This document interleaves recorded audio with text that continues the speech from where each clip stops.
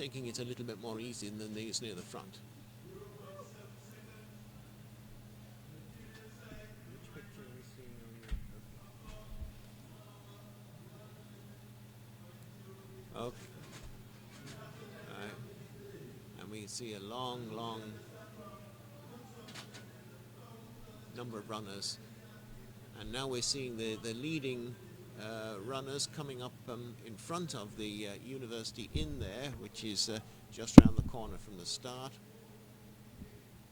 And when we manage to pick out their numbers, we'll try to identify them for you. But we can still certainly see those two yellow vests, the 1 and 2 we saw at the start. That's the Cuban, Perez, and the Kenyan, Nakaya. They definitely seem to be up there somewhere. And the lead vehicle there at the moment blocking our view. And of course it'll be much easier to identify these athletes when we get a bit more daylight, but at the moment we can certainly see that there's still quite a group there, and the lead vehicle with the journalists and presumably the TV cameras is there right in front of the leading field, and they're coming round the bend now, and in the moment they'll swing right onto the priority bus route. And to remind you, this is Stream Events TV from Trinidad and Tobago, and there's the leader, and it looks like it looks as if he's wondering where to go, but that looks like the last year's winner, Richard Perez of Cuba, and it looks like the rest of the field giving him a little bit of a leeway to get in front.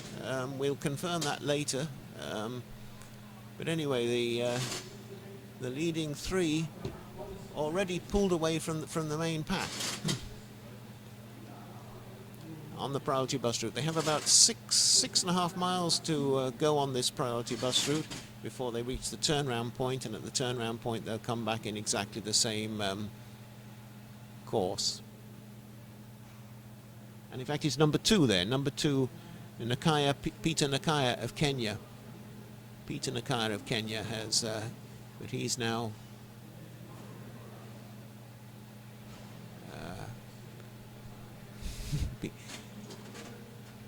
we'll try and get the camera so that we can see the runners rather than seeing the lead vehicle in a moment.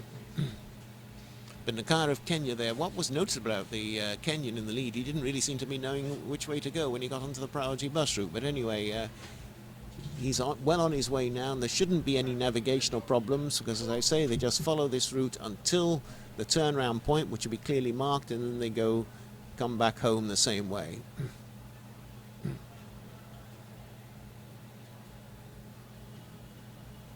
And we can see that all the officials for the race, UWI SPEC, University of the West Indies Sports and Physical Education Centre, which is bringing this event this morning.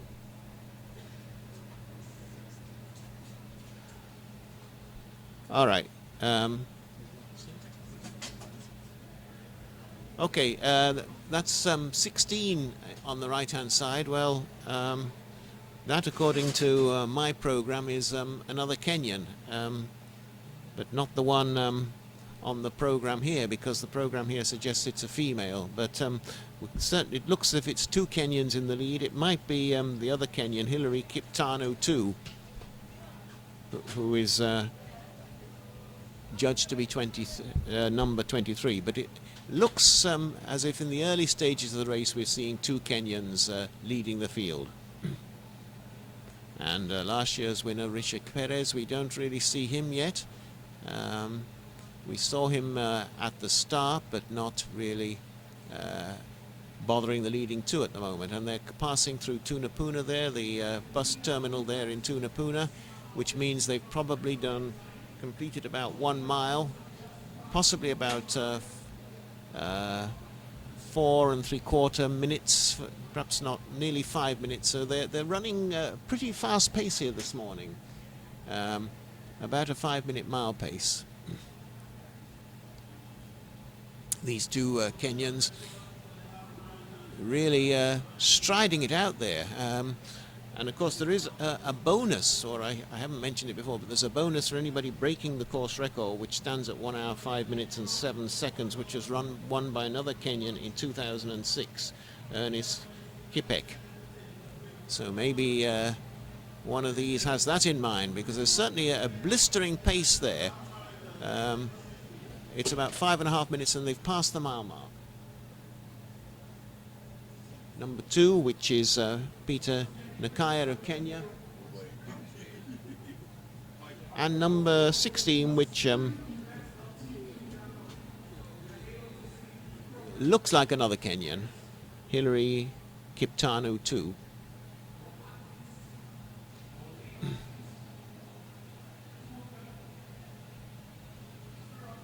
And we'll try and confirm that for you later on. Is it possible to go and ask outside who number 16 is? Because it looks, this is a female who's not running. Yeah, ask the announcers, they may have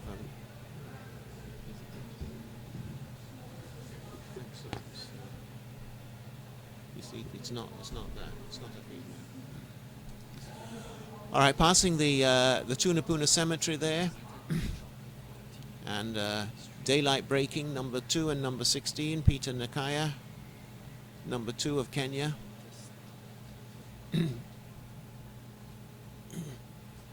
And doing a very good lick here this morning, these two. And at the moment we can't really see where the rest of the field is. It's some way behind. I can report that they're just setting up the finish line, and 1 or 2 stragglers are only just starting the race, latecomers, but all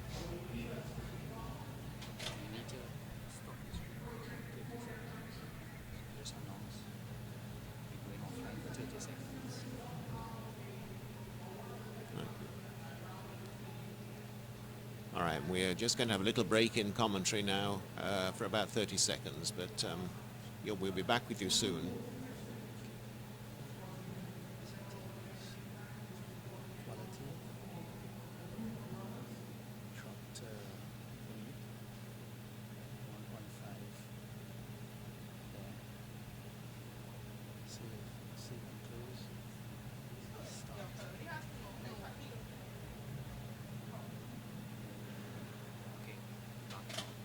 All right, well, we're back on air now. There was a little bit of technical work we had to do, and as you can see, there's no change in the leader 2 at all, and it's becoming quite light now. Again, in a tropical country like Trinidad and Tobago, we don't get much very long dawn or dusk. In 15 minutes, it goes from near darkness to almost full daylight, but the sun will be rising in about 5-10 minutes time. And no doubt these two will be very anxious to get up to halfway before the sun gets in their faces, because they're running due east at the moment into the sun. And it certainly looks like the 2 Kenyans there.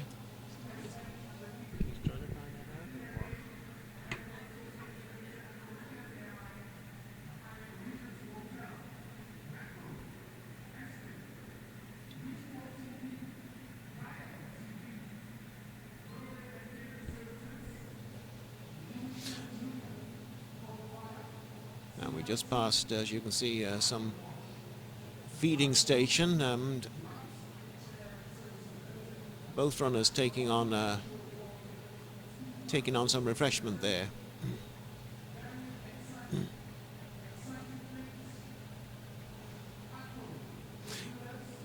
And we'll have to confirm this leading runner for you. As I say, the program tells us it's Caroline Kiptoo, but Caroline Kiptoo is a female, so it's obviously not Caroline Kiptoo. I'm assuming this is the other Kenyan in the race. And he seems to be pulling out a lead now from Peter Nakaya.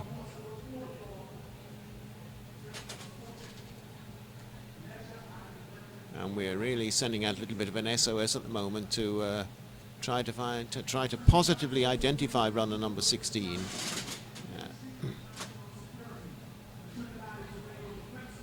we can report that the race is now 10 minutes old.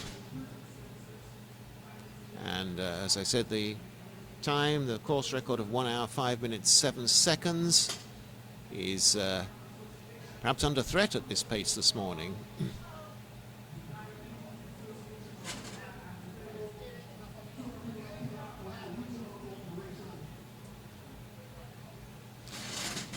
This course is almost dead flat. In fact, there's a very slight downhill section there, which the runners are passing. But apart from, but really, it's a very flat course.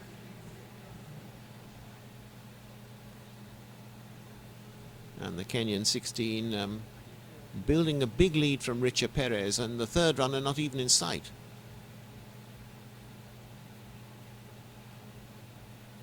Sorry, from Peter Nakaya, the second runner, Peter Nakaya of Kenya.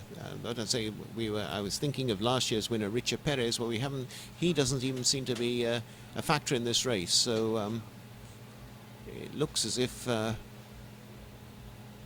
these two Kenyans are going to dominate this race unless somebody blows up. One of them suddenly gets a little bit tired for the pace they're being set.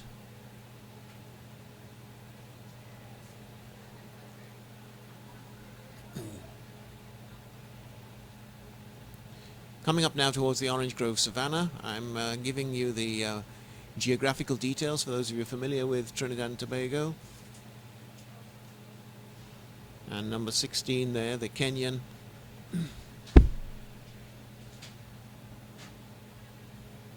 Now has a lead possibly of about 10-15 meters from Peter Nakaya. Peter Nakaya, he did a 2:12 in Mexico recently. So he's certainly having a job to keep up the pace of this leading runner. And he looks around to see if there's any danger from behind. Certainly nothing happening for a long way behind. And certainly as far as we can see, probably 100 meters or so.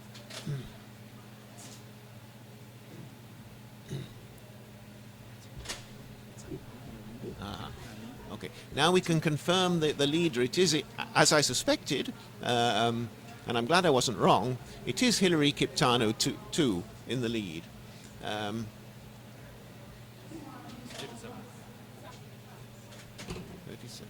All right. I'm glad I wasn't wrong, but the number is not the number I have. Hilary Kiptano 2, I have him as number 23, but as it turns out, he's number 16. All right, but I can now say with much more confidence that Hilary Kiptano 2, the Kenyan, is leading with about 10 or 15 meters ahead of the other Kenyan, Peter Nakaya. Hilary Kiptano 2, in fact, his recent time is 2 hours 17 minutes. There they are. We see they're passing the wheelchair athlete. An exceptionally good idea, of course, to get the wheelchair athlete off first so he can have a clear run. The wheelchair athlete may be not as fast as these two Kenyans, but he's still certainly probably a lot faster than some of the other runners in the field. Hilary Kiptano 2, 2:17 recently in the Quad Cities Marathon, and Peter Nakaya 2:12 recently in Mexico. So on form, you might expect those two to be the other way around, but they're not. And on the left there you see the Orange Grove Savannah. I said they were approaching the Orange Grove Savannah, meaning an open area where playing fields here. And they're now past that and coming up towards Tacarigua and another feeding station there. 14 minutes and 10 seconds this race has been going. And those of you who might have been watching Stream Events TV last year may remember that the rain was a factor in last year's race, with very heavy rain, which stopped a little bit during the race. Well, there was certainly no rain this morning. We haven't had much rain in Trinidad and Tobago for the whole month of October, and they're passing a mile marker there. I think that's a mile marker for the return race, and the police there doing a very good job of keeping all the other traffic off this route. Very clear run. And having said that, I'm wondering if the road is looking a little bit wet. I'm not too sure, but it's just the lights on the road. It doesn't. I think it's a dry morning. Hillary Kiptano 2. Well, he really seems to be trying to win this from the front. He's well ahead of Peter Nakaya. We can't see Richard Perez, the winner from last year. We haven't seen him at all. And as I said, there is a bonus of 1,000 US for somebody who breaks the course record. And I think that Hillary Kiptano too must have that in mind. That's a very big lead for this stage of the race. And in fact, there is some drizzle coming down, I think, at the moment. We're not getting it here, but I see that the vehicle in there has the windscreen wipers going. And I think that that's probably the ideal conditions. So last year there was some heavy rain, which isn't ideal, but if there is some drizzle, it's certainly going to keep the runners cool and help them to get towards this record time. And as I said earlier, we've been getting temperatures of 36 degrees Celsius, and those temperatures really, even by 9 a.m., we've been getting 32, 33 or more. This rain will prevent that heat from coming on too early. Well, all we're seeing in the camera now is Hillary Kiptano 2 hours 17 minutes and 2 seconds last month in the Quad Cities Marathon. And well, it looks as if his aim this morning in the half marathon here is to beat 1 hour 5 minutes and 7 seconds. That looks to be his aim, and he's looking at his watch there. A 1,000 US bonus, as I said, for anybody breaking the course record. And the same thing happens with the females. The female course record stands at 1 hour 12 minutes and 8 seconds. Jemima Sumgong. The same year as the male course record was broken in 2006, Jemima Sumgong, a Kenyan. So the course records at the moment, male and female, both held by Kenyans, both in 2006. And, well, if the course record is to be broken today, it looks as if it'll be staying with Kenya. Must have, not very often so early in the race we're seeing such a dominant performance by one of the runners.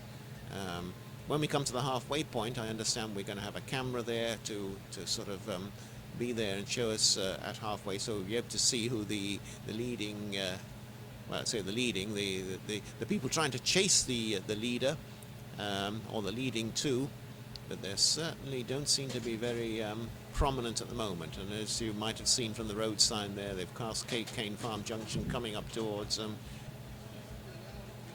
Five Rivers Junction. And I think the lead there must be close to, getting close to 50 meters, if not 100 meters.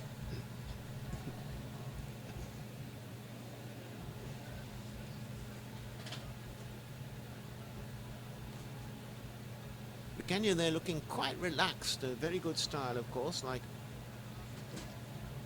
all Kenyan runners have a very good natural style, and that's perhaps why they often dominate the world in marathon running and also in long distance track running.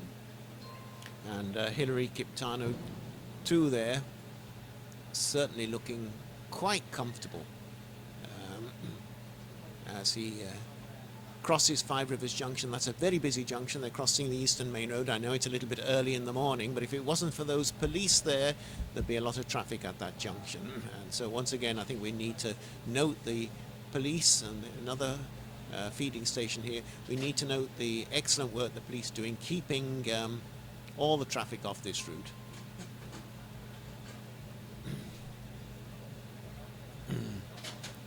Somewhat unusual view there of the Kenyan. It looks really as if he's, probably because the lead vehicle's moving at the same pace, he looks as if he's almost running on the spot, but we know he isn't.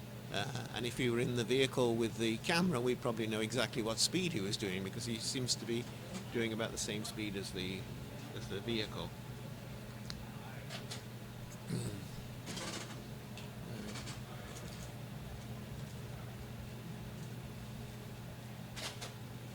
This think the little rain the runners were enjoying a moment or two ago, there's no real sign of it at the moment, so perhaps it was just an early morning shower, but as I said, certainly it'll help keep conditions a little bit cooler than they might have been, because it must be around about the time when the sun will be coming up over the horizon now, and it doesn't take very long after the sun comes up over the horizon for it to begin to shine some very strong rays and increase the sweat levels.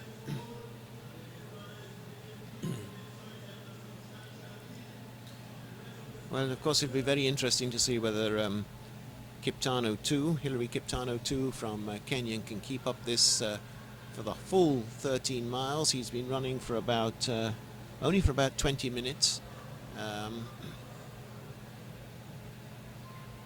And I think, from my knowledge, it might be about 4 miles he's done. Perhaps a little bit more than 4 miles. So my estimate is that he's doing at least 5-minute mile pace. And of course, 5-minute mile pace for a marathon would bring him back, for a half marathon, would bring him back very close to the course record. So we have some interest here. Can this Kenyan keep up this pace for the whole half marathon? And can he challenge the course record? And it's clear that that's what his aim is. Let me see where we can't even see the second runner. So it really looks like a bit of a walkover, but a very exciting walkover in the sense that we have a course record which is being challenged, and there's some money at stake for that course record, a bonus for anybody breaking the male or female, or male and female. If the female course record is broken as well as the male course record, presumably the organizers are going to have to shell out or the sponsors are going to have to shell out 2,000 US.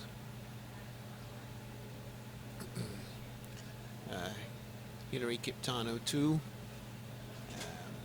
as they Kenyans really have no end of marathon and half marathon runners, distance athletes, and I think not only you can see there is an exception, a very, very good build for long distance running, sleek and strong, and that is of course their secret. Well, the first secret, and the second one is that unlike a lot of us with Western lifestyles, they don't travel around in cars everywhere.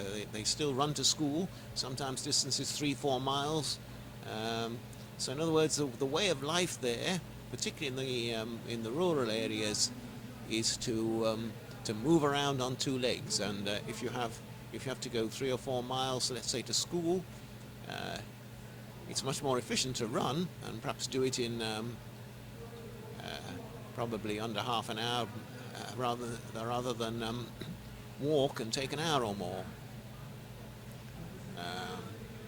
Unfortunately, the rest of us in the Western world haven't reverted to that, or we're all in cars and we prefer to sit in our cars and pollute the environment and sit in traffic jams, and perhaps take us long, because here in Trinidad and Tobago we suffer badly from traffic jams. But having said that, the lead runner there, Hillary Kiptano Koo, is now on his way through Aruka.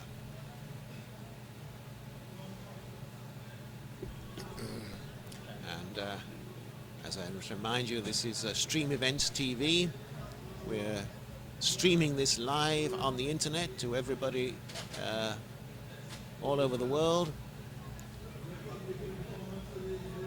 and it's beginning to filter back here that we might be getting a record-breaking performance today, because I just heard the course announcer here talk about a record-breaking performance today. Perhaps that's a bit premature, because we haven't reached the halfway stage yet, but there's certainly a possible record-breaking performance here today from Hillary Kiptano 2. I said one of the beauties about this course is not only the fact that it's a closed course, it's a good wide road, the priority priority bus route. It's reserved for public transport vehicles. It's a good wide road with a good surface, and it's very flat.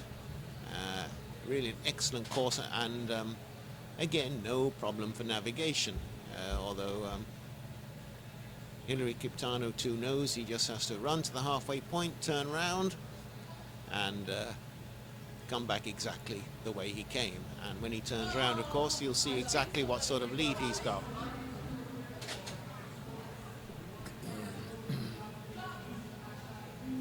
Uh, 25 minutes, well, I'm guessing really that is probably about 5 miles, and the turnaround point is going to be about a mile and a half ahead of this at Davide.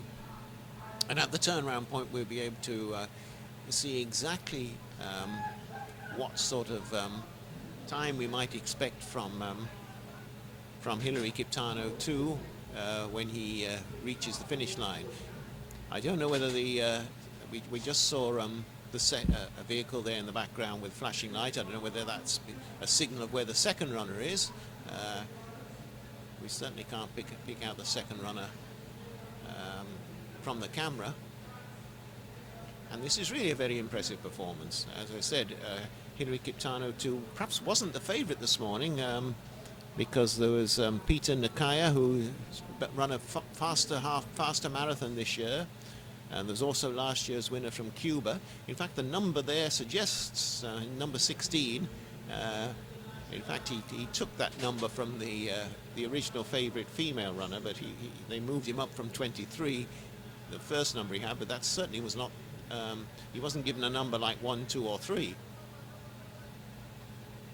So a little bit of a surprise, but I'm sure that Hilary Kiptano 2 would tell you that. He's certainly not a number 16 seeded runner in a race like this. He should have had a number much lower, and he's demonstrating that from this performance. We're coming now towards Bonaire. Bonaire Secondary School will soon be on the left. There you see Aruca. Well, in fact, I said Aruca. We've just passed through Aruca. And that's the school I was talking about, Bonaire Secondary School on the left. And Kiptano 2 looking round there to verify that, in fact, there's hardly any danger.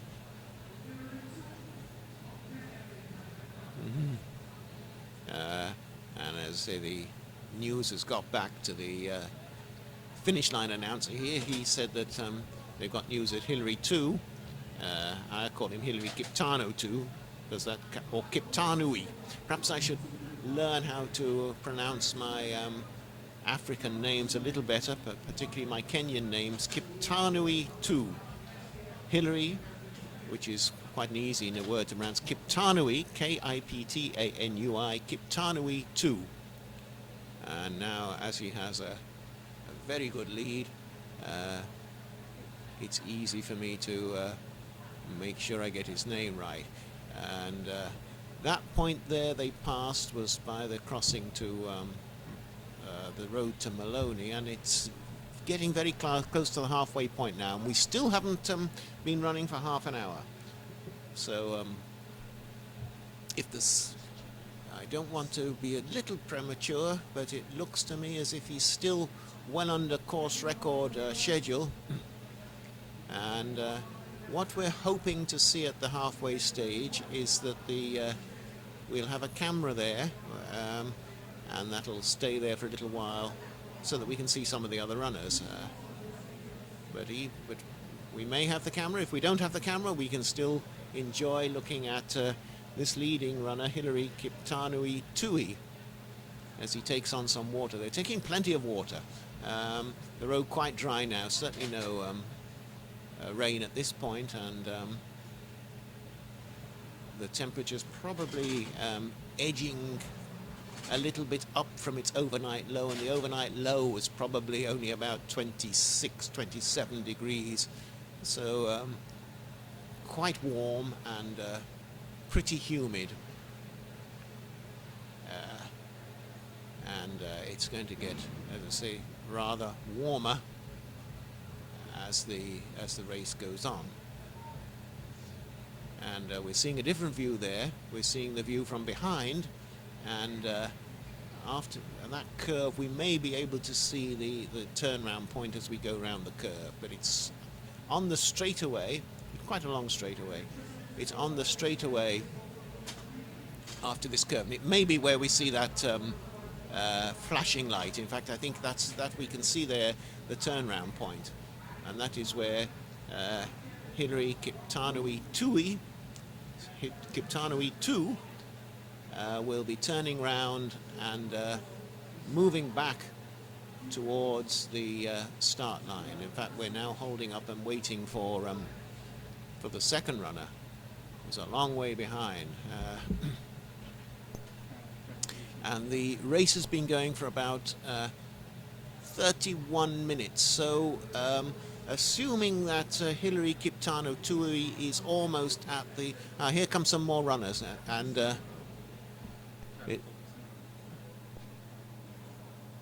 it's the second place looks to be the last year's winner, Richa Perez of Cuba, and the early leader, Peter Nakaya of Kenya, has slipped down to third place. So last year's winner, Richa Perez of Cuba, has a long way to make to get into the to first place. Assuming that the leader is now turning round, it's about 31.5 minutes. So that means that if he keeps that pace up, he should be home in about 1 hour 4 minutes. If he can run the second half of the race at the same speed as he ran the first half, he should quite comfortably be able to break that course record. We're moving a little bit back now in the field, but we've seen the first three. The first three was a Kenyan, followed by a Cuban, Richa Perez, and followed by another Kenyan, Peter Nakaya. And a long gap after these first three to number 4.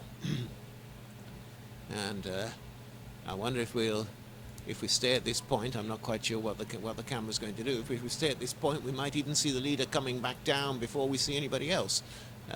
Certainly a tremendous run so far from the leading runner. And are we turning round? And there's another 2 runners there. Unfortunately, we can't pick them out, but that's numbers 4 and 5. And of course, we are wondering who the leading female is.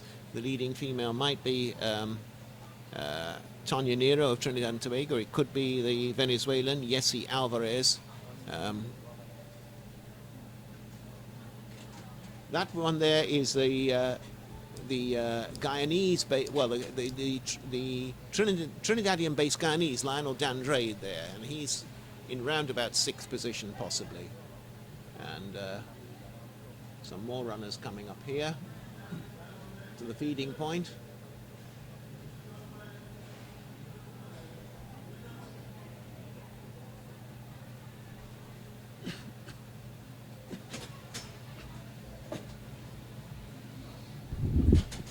And can we see the leading runner coming back down yet? And it looks as if it might be, because here comes the lead vehicle. So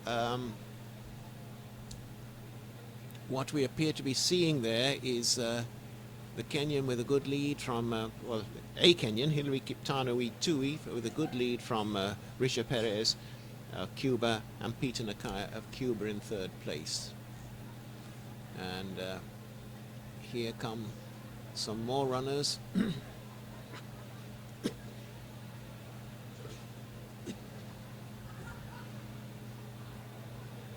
That's number 4 there. That's Matthew Hagley, one of the leading Trinidad and Tobago half marathon runners. And here comes the leader on his way back now, back to the starting point. And some of those runners coming up towards the halfway point Uh, must be quite amazed at how well this leader is doing.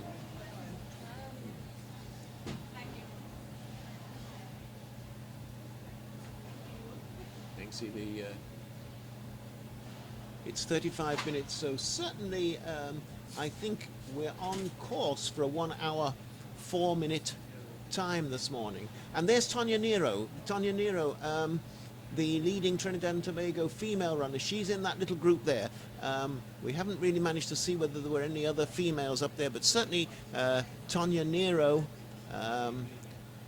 probably in the first 10 of the race, or certainly in the first 15, there she goes. And the wheelchair athlete there also making his way, still with the leading group in the field. So we saw Tonya Nero. She's there or thereabouts. I couldn't really tell you whether there were any other females ahead of her or behind her, but she's certainly there or thereabouts in the female race. Tonya Nero of Trinidad and Tobago. Trinidad and Tobago record holder in both the half marathon and in the full marathon. But meanwhile, we're back here with the leader. We're back here with Hilary Kiptanui 2. And I must say, this is one of the most impressive runs I've seen in Trinidad and Tobago from a half marathon runner. Perhaps the other occasion when we really saw a good performance was back in the 1980s when Jeff Smith, I think it was, of the United Kingdom, won a race, a half marathon race in about 1 hour 5 minutes in the Port of Spain area. Looks if we may be getting a faster time here today. So will this be the fastest time, not only for the UWI SPEC half marathon, but the fastest half marathon ever run in Trinidad and Tobago? Very possible, very possible. On the card, shall we put it like that, because there doesn't seem to be any sign of him slowing down.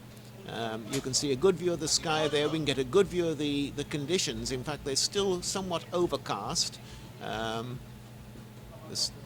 So the sun should be up by now, but there's no well, it is up there. We can see in the background, but it's not enough to be casting shadows.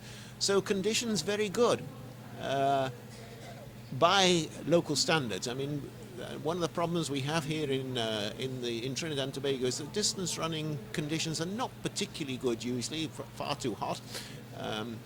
Like Jamaica, like the rest of the Caribbean, a lot of sprinters produced here, a lot of very fast sprinters because of its ideal conditions for sprinting. But not so ideal perhaps for longer distance running. Nevertheless, as we can see from this, there's a lot of people who do take on the half marathon, 1,300 runners this morning, and in fact there would be more, but the race closed at that. And every day we can see people in the parks and the savannas out running. So people enjoy their running here, despite perhaps the fact that it's a little bit on the warm side. Time people really run is perhaps about after 5 in the evening, and also in the early morning at this time. Not many people would make the mistake of running in the midday sun. Not as far too hot, but perhaps a little bit dangerous to be running regularly in those very hot conditions. Anyway, Hilary Kiptanui 2, comfortably in the lead. You can see all the runners going the other way. Somebody there stopping to tie their laces. In fact, we're nowhere near the back markers yet, because we can see that the runners going the other way are putting up a fairly good speed. We haven't yet got to the stage where there's people shuffling along, as perhaps the back of the field might be. Perhaps if I were running this morning, I might be shuffling at the back of the field. So there's still some reasonably respectable half marathon runners going the other way. I'm sure they'll be probably breaking 1 hour 45 or so, certainly breaking 2 hours, those going the other way. But Hilary Kiptanui 2, well, he won't be breaking 1 hour, but he's not going to be much slower than an hour this morning. And Second place we saw towards the halfway point was Richard Perez of Cuba, and third was Peter Nakaya of Kenya. That was the situation as we saw it at the halfway point. For the female race, we saw Tanya Nero very prominent. Tanya Nero of Trinidad and Tobago, we saw her very prominent. And we didn't manage to catch any other females in the race. We have a good Venezuelan here, Yaisi Alvarez of Venezuela. She was second in the C2C half marathon in Tobago earlier this year, so she should give Tanya Nero some competition, but we'll have to see whether she manages that, or whether Tanya manages to have her third win in the UWI SPEC half marathon, having won this race in 2012 and 2013. Meanwhile, the leading runner there, Hilary Kiptano too, well, making sure that the runner's the other way, quite a stream going the other way now, and he has to don't get in his way. But I must say it's very good to see a runner like this with form like this, and just striding away and it's with absolutely no competition at all. It's not easy to keep up this sort of pace, and it's clear what his aim is, and his aim is to get this 1,000 US bonus. He hasn't come here for just to get the check for the winner. He wants the extra 1,000 US to break the course record. Otherwise, there's no reason for him to be running as hard as this, because he's clearly, unless something quite severe happens, he's clearly won this race quite well. And now we're beginning to see the main pack, as it were, shuffling the other way, if I can put that. I mean, there's a gentleman there running with his backpack, and somebody else running with his backpack, running with his supplies on his back, perhaps not thinking the feeding station's quite giving what he wants, so prefers to be comfortable. And there's somebody there, not only got his backpack, but taking a picture of the leading runner. I was on the course, and here's the leading runner to prove it. Probably what he might not be pointing out, or perhaps he will be pointing out, that he was about 2 miles short at least at the turnaround point, and the leading runner was coming back the other way. So in other words, he's about 4 miles down on the leader at this point in time. This is again passing back through Aruca there. Those of you who know Trinidad and Tobago will know where Aruca is. Those of you who don't know Trinidad and Tobago well, I'm sure that you can find it on Google Maps, but at the moment I hope you'll stay with the Stream Events TV and with us, unless you have a very big screen, and you can split your screen and look at the map on one part and look at this race on the other. But we're passing through Aruca. On the way back to St. Augustine, the UWI SPEC 2016 half marathon, brought to you by, live on the internet here, by Stream Events TV. And I understand that usually when Stream Events TV shows an event, then they put it up on the website afterwards, so you can watch this again. Or if you know anybody who hasn't, who missed the race, and you think it's worth seeing, tell them to Google Stream Events TV, and then they'll be able to watch a video of the race. Basically, what we're seeing now will be up on the internet permanently. Well, until they take it down, but for a good while. We're seeing the finish get ready. It's about 45 minutes from the start, or 44. Well, according to my time on the screen here, 44:30. That might mean they started a little bit behind the 5:30 schedule. Either way, there's a good chance that, still a very good chance, the record's going to be broken still. And here we noticed the point where we were seeing some rain earlier because the road is wet, but no rain at the moment. Hillary Kiptanui Tui, Hillary Kiptanui 2, the way it's spelled. This is Five Rivers Junction, the very busy junction I mentioned, and you can see there the amount of traffic which would be crossing this junction even at 6:15 on a Sunday morning if it weren't for the police. We can see plenty of minibuses.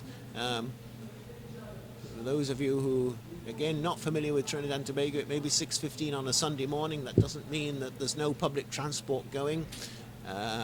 If you want to go to the market, which the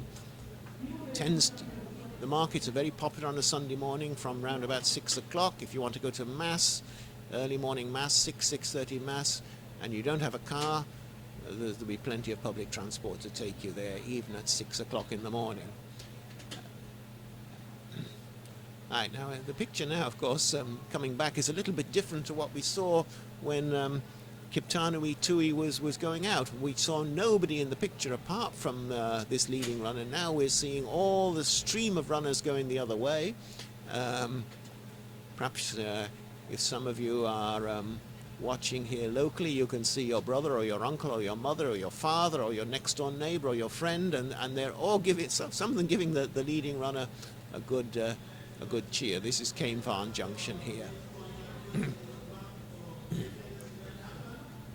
Cane Farm Junction, which is in, that may not be on your Google map, but that's approaching Tacarigua. And it's yes, and it's been confirmed what I just told you by the finish line announcer there, that Kiptanui 2 has just passed Cane Farm Junction. Cane Farm Junction, that's, I would say, less than 4 miles from the finish here. And his time at the moment is 47 minutes and 7 seconds, and he's probably in his 10th mile. I don't think it's reached the 10-mile point yet, but he's probably in his 10th mile.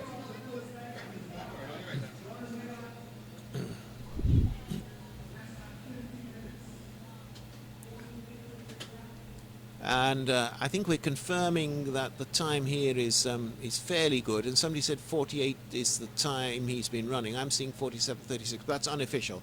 But the clock at the finish line is still showing the time of day and not the race time. But whatever it is, it looks to be very much on schedule for a course record.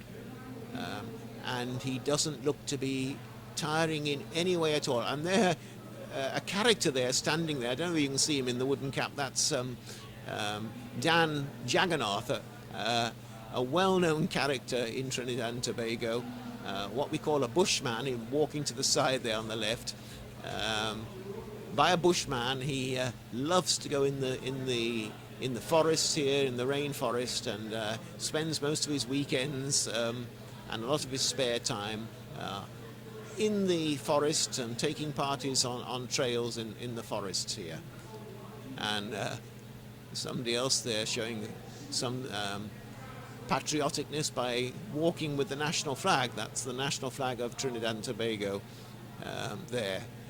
And as I said, we are now seeing those who are out for a Sunday morning walk rather than out for a Sunday morning race passing the other way.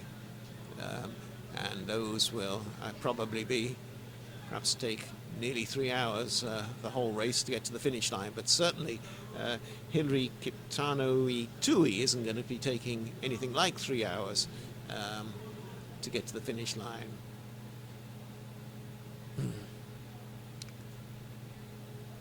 And we're back now at Dinsley Junction in Tacarigua, and another little wave from one of the runners going the other way, and applause from the spectators.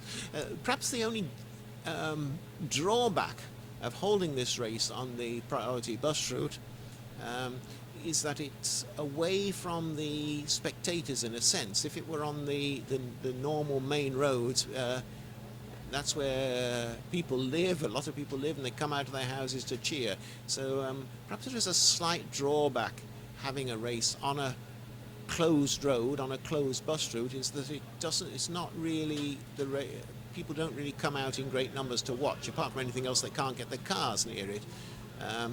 But apart from that, it's an excellent course, and Hilary Kiptanui Tui is not showing any effects of perhaps not having great cheering as he moves along the course. And certainly a good crowd here at the finish waiting to receive the winner. So this is a very well-known event. The leading half marathon in Trinidad and Tobago. There's been a good build-up in the press for the whole week on TV. And Hilary Kiptanui too was not amongst those who the press and the radio and the TV were discussing as the possible winner. They were discussing him as a Kenyan who was coming and to look out for, but they were more focusing perhaps on Richard Perez of Cuba, Peter Nakaya of Kenya, and Rupert Green of Jamaica, who's done fairly well in this race in previous years and has won the Reggae Marathon in Jamaica a number of times, but we certainly haven't seen him this morning.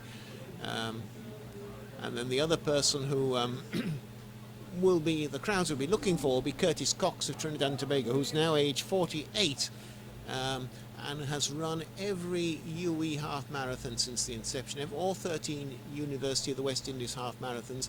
The first race he was second, and he's never been out of the top 10.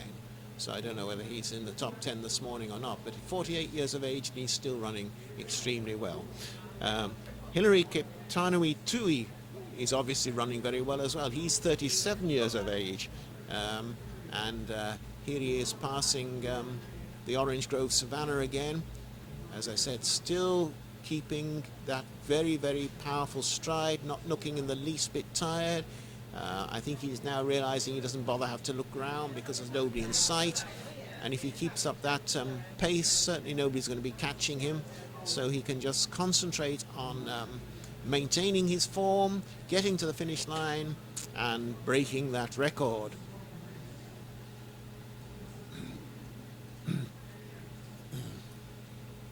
A number of vehicles perhaps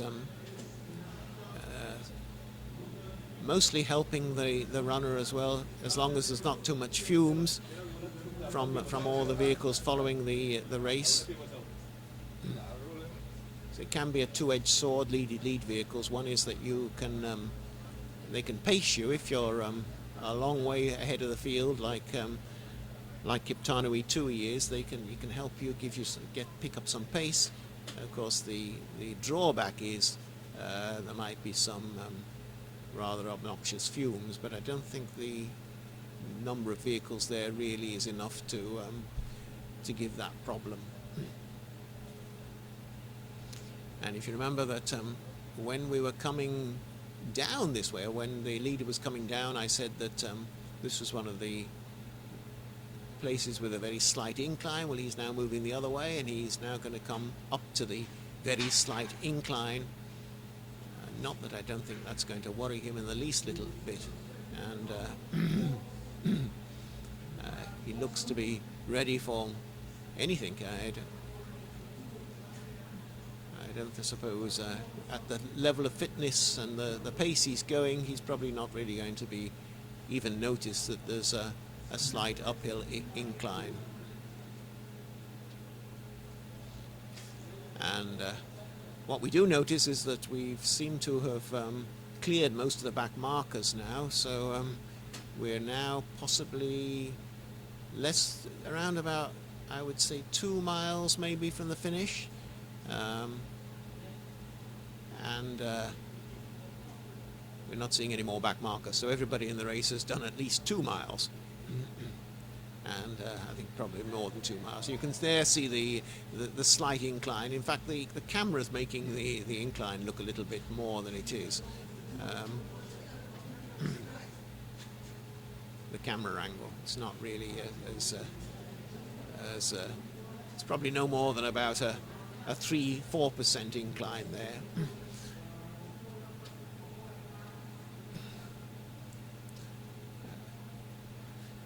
Coming to another feeding station here.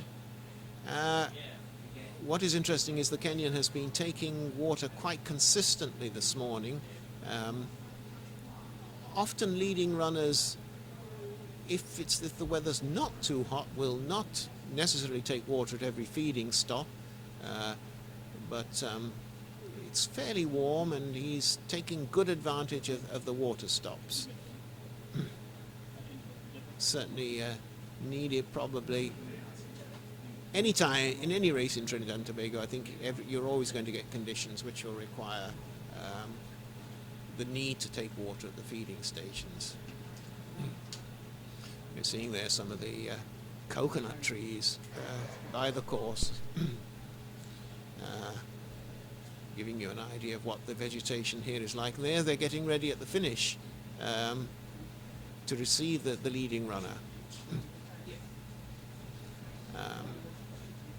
There they are. They're presumably going to get the clock, the finish line clock, showing the actual time rather than the time of day. Still haven't crossed 1 hour yet.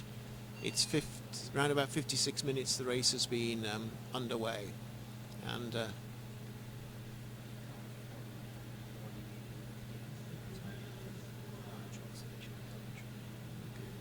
all right, but now we're seeing the leading runner again, or yes, you are seeing him. For a moment I was seeing him and you weren't, but here we are, and we understand that we won't actually be seeing him all the way in because we can't follow all the way, but we'll be seeing him for a little bit more, but we'll be waiting at the finish line with another camera, and coming up towards Tunapuna. So the question is, he's not going to break 1 hour, which of course would be an absolutely fantastic performance, but it's certainly going to threaten this record, the UWI SPEC half marathon, and we're going to be switching to the finish line camera in a minute, the 13th edition of the UWI SPEC half marathon. The finish line clock says well, it's set at 58 minutes, but it hasn't crossed 58 minutes yet. And there we see Major Benjamin again, Major David Benjamin, the race director, with his communication in his ear, probably being given full information as to the present position of the leading runner. And now we can see the official time there. In fact, the official time is about 10 seconds slower, 20 seconds slower than the time I've been giving you, but as I said earlier, certainly we're going to see a record. I think if Hillary Kiptano too can keep this pace up. In fact, I just saw, in fact we can now all see, coming up towards Tunapuna. It's the Tunapuna Cemetery on the right. I would estimate he probably has about 1.5 miles to go. 1.5 miles, and if he's running 5-minute mile pace, that means he has about another 7 minutes, and it's 59, so it's going to be very close. He has to complete he has 6 minutes to break the record, so it's going to be an extremely close call as to whether he breaks this record or not. I wonder if anybody's giving him some information. I think Tunapuna market is round about 1 mile from the finish, and he's about maybe a couple of 100 meters short of Tunapuna market at the moment. So it's going to be a close run thing, and as I said earlier, it's not really in any doubt who's going to win the race. It's not exciting from that point of view, but it's certainly exciting from the point of view of this record of 1 hour, 5 minutes and 7 seconds, and they're now on 1 hour flat. And that means, and I think that might be the mile marker there. So he has about 1 mile, yes, there's a mile marker. And I think that probably is the 12-mile marker, which means he has about 1 mile and perhaps 100 meters to go. So he has to really do a 5-minute mile. to break that record, and it would be very interesting to know if anybody is advising him of that situation. And unfortunately, he's got one or two spectators, if that's what that gentleman is, perhaps a little bit in the way. So the finish line announcer's talking about the record, we're talking about the record.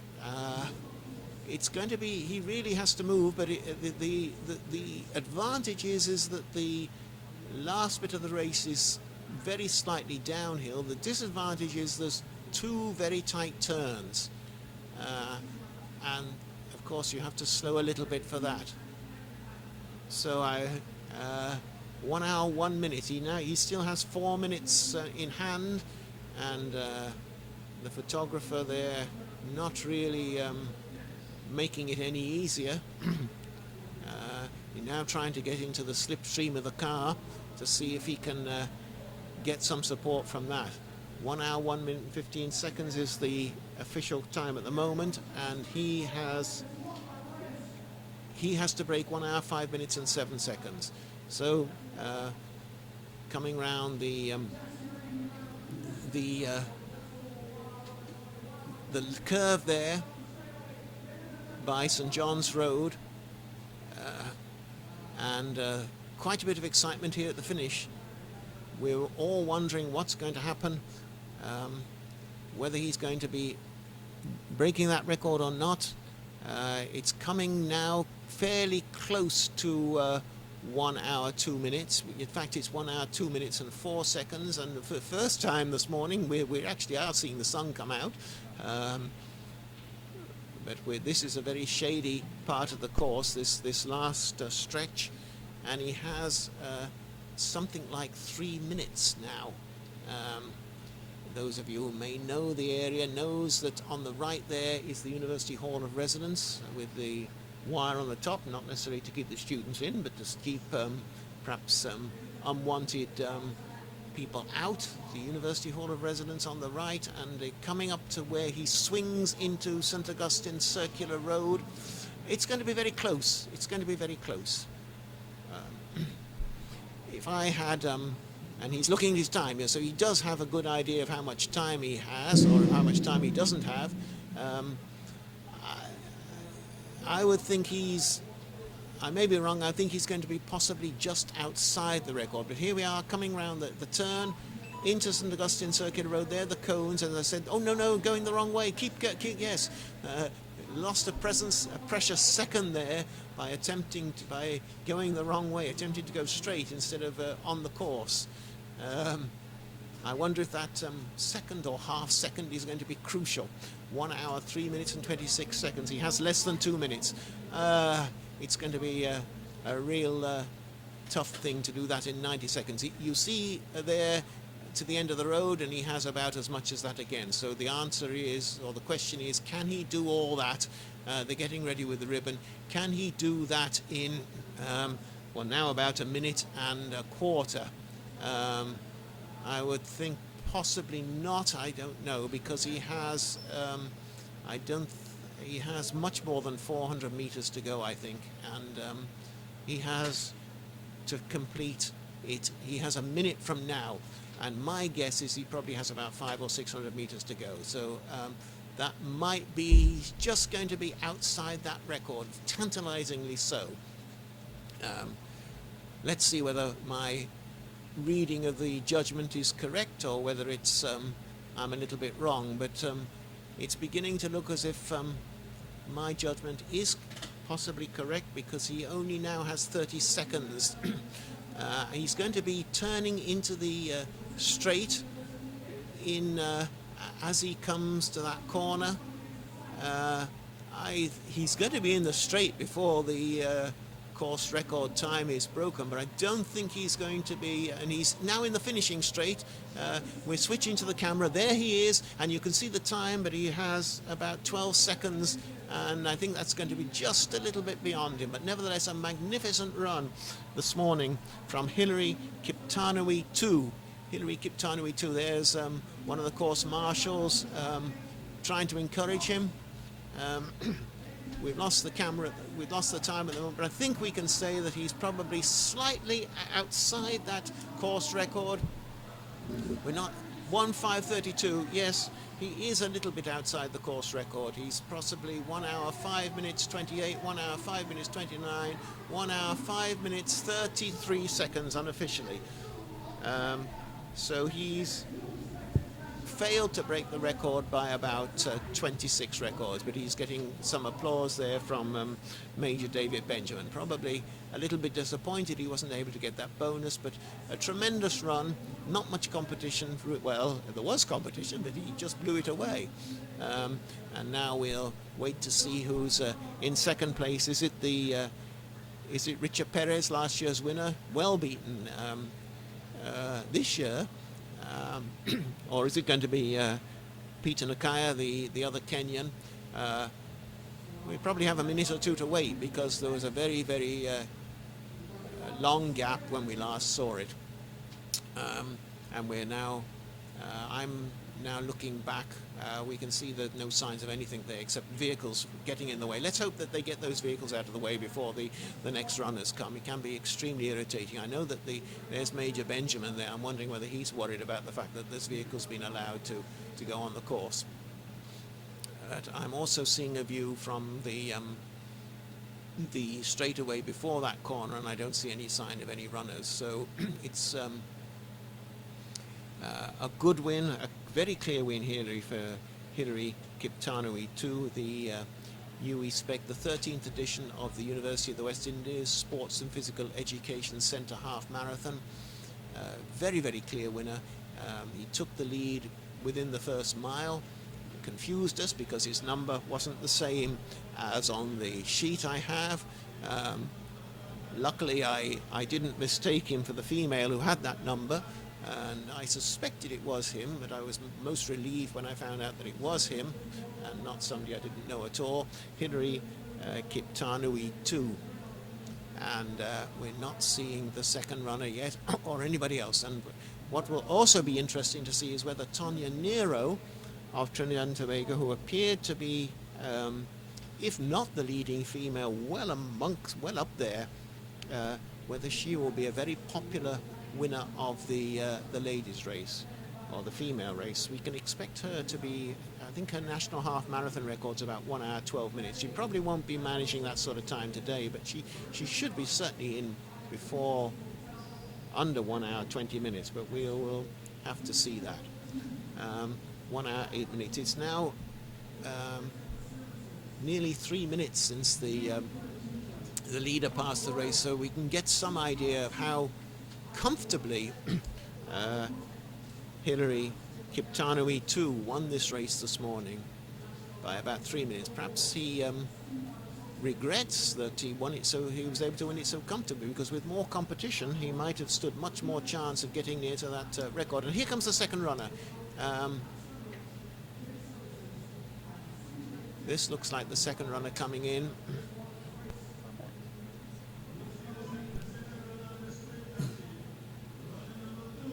And this looks like maybe another Kenyan. I don't know. Well, no, I'm not going to. It's the Cuban. It's last year's winner. It's last year's winner, Richard Perez. Yeah, clearly they're number one. Luckily, I have a colleague here whose eyesight is much better than mine. He saw the number one before I did. But here it is, Richard Perez, number one. First last year and second this year, 1 hour 9 minutes 21 seconds or thereabouts, and he certainly seems to have enjoyed it. He goes on the ground and gives thanks. Well beaten in a sense this year, but still a good performance from him. 1 hour 9 minutes, and Major Benjamin giving him some congratulations. And I wonder what else he's giving him. Surely that's not his winning check already. Anyway, something he gave him. When we were earlier on, we saw the Kenyan was in third place, the Kenyan Peter Nakaya. He started well, but he soon faded. Maybe found the pace of Hilary Kiptanui Tui a little bit too much. But here comes, there's two runners in sight now. One of them might be the Kenyan. The yellow vested runner looks like the Kenyan, but this looks to be a close finish for third place.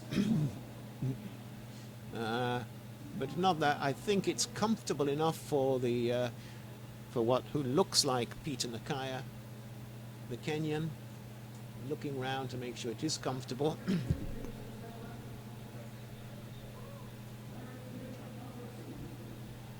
And it is. There he is, third place, Peter Nakaya. In third place, and in fourth place we see the Venezuelan Alexis Pina in fourth place. So we got 4 runners home, 2 from Kenya, 1 from Cuba, and 1 from Venezuela.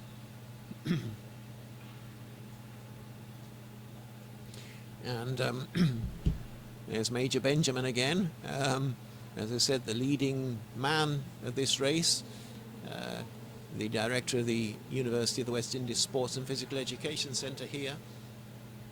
And as I said, we're seeing a good crowd at the finish here, gathered, watching the runners come across the finish line.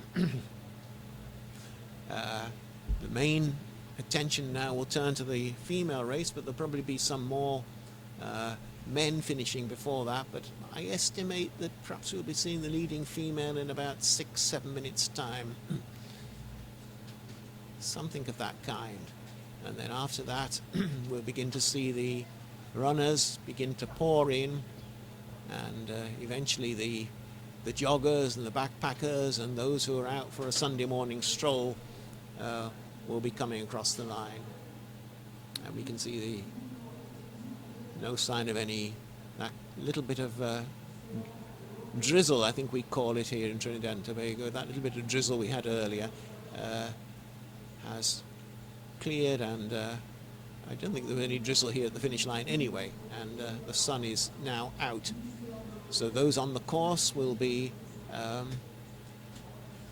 well, if they've reached the halfway point, at least the sun will be behind them, but they'll be certainly feeling the rays, perhaps beginning to sting them a little bit.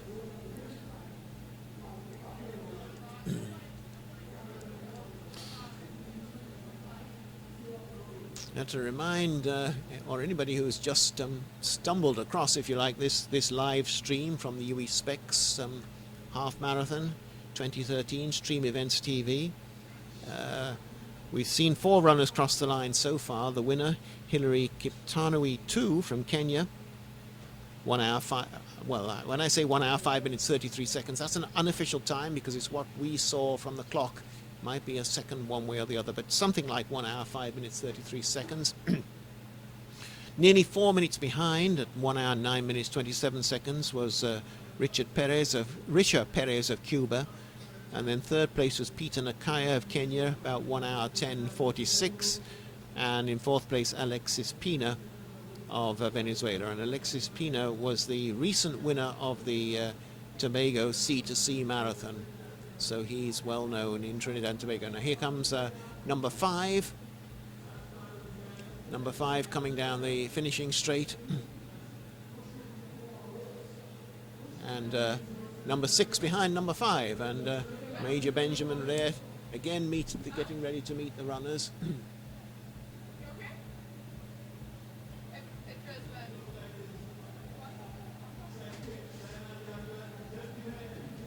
And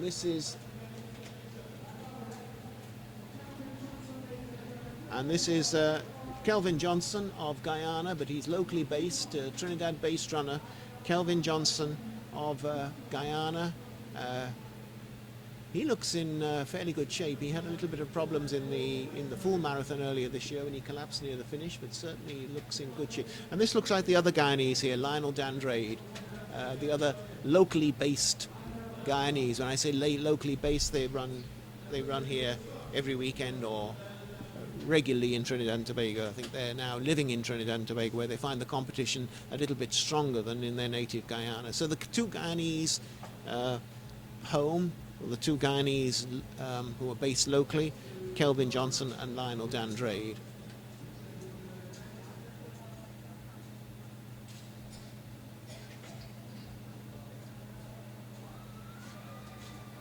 And this is Colin Pereira from, he's a university student from UWI here, from Trinidad and Tobago, the first Trinidad and Tobago national to finish the race, Colin Pereira.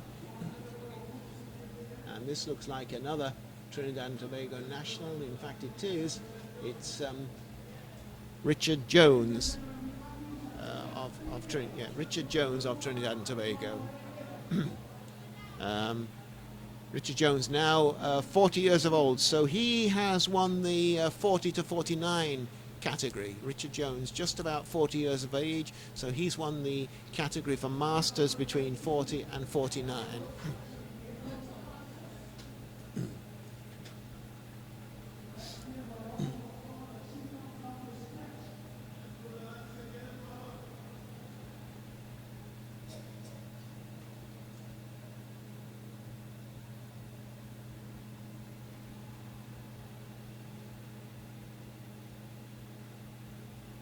This is Matthew that's Matthew Hagley. I don't know what the whether they thought that was a female runner or not.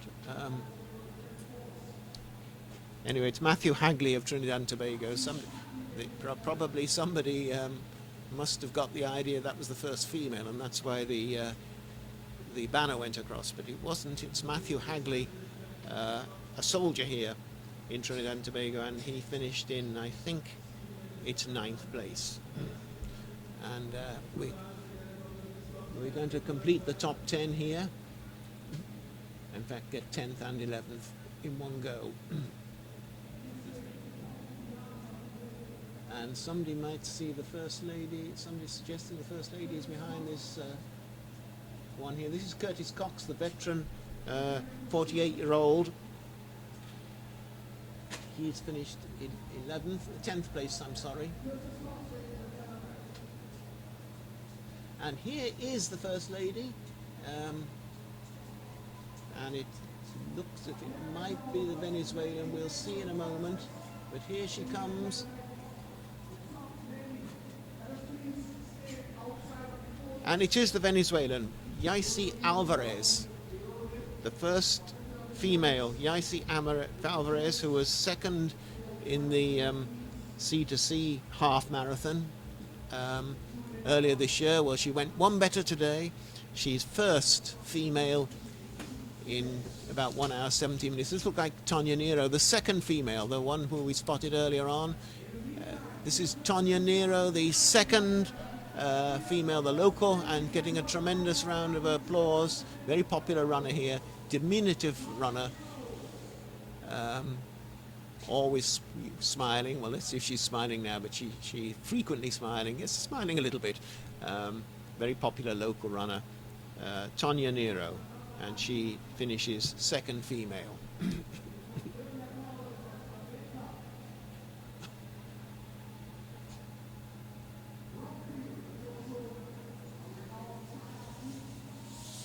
Well,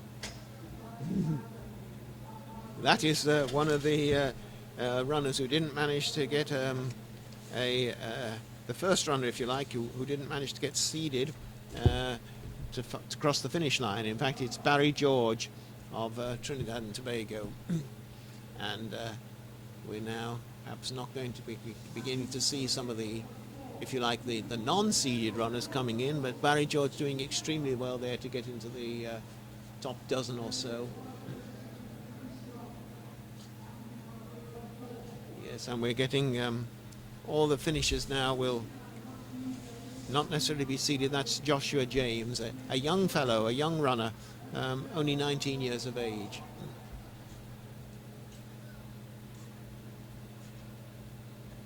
Right, and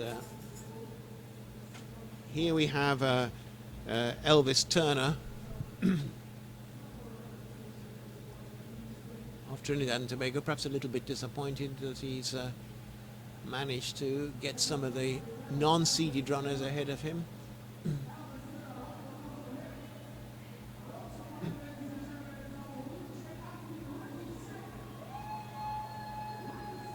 And here is Jules LaRode, followed by the wheelchair athlete who really, this is Mr. Singh, He started 5 minutes ahead of everybody else, and he hasn't done badly at all.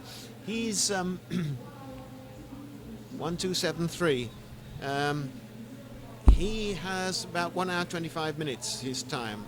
A very good performance from him. He stayed ahead of most of the field. Ricky Singh, the wheelchair athlete. I say he was allowed to start 5 minutes ahead of the field, so really should be perhaps 5 minutes behind that, but a very good performance from him. He would have been well up in the main field if he'd started with everybody else.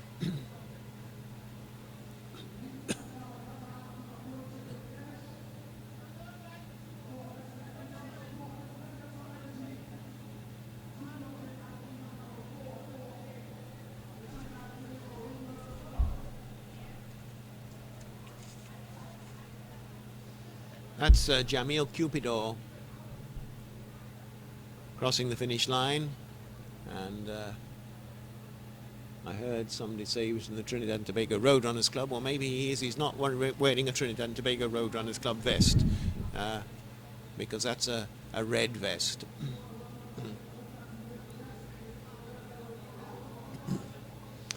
And we're beginning to see, let's say, the runners who will consider themselves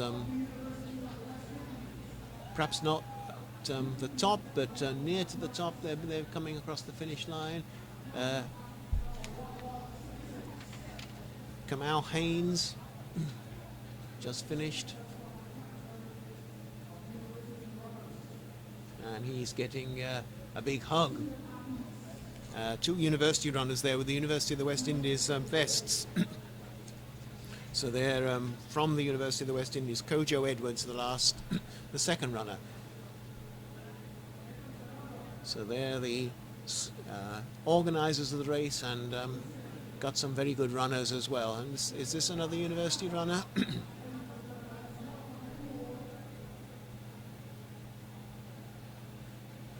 And it looks like it, yes.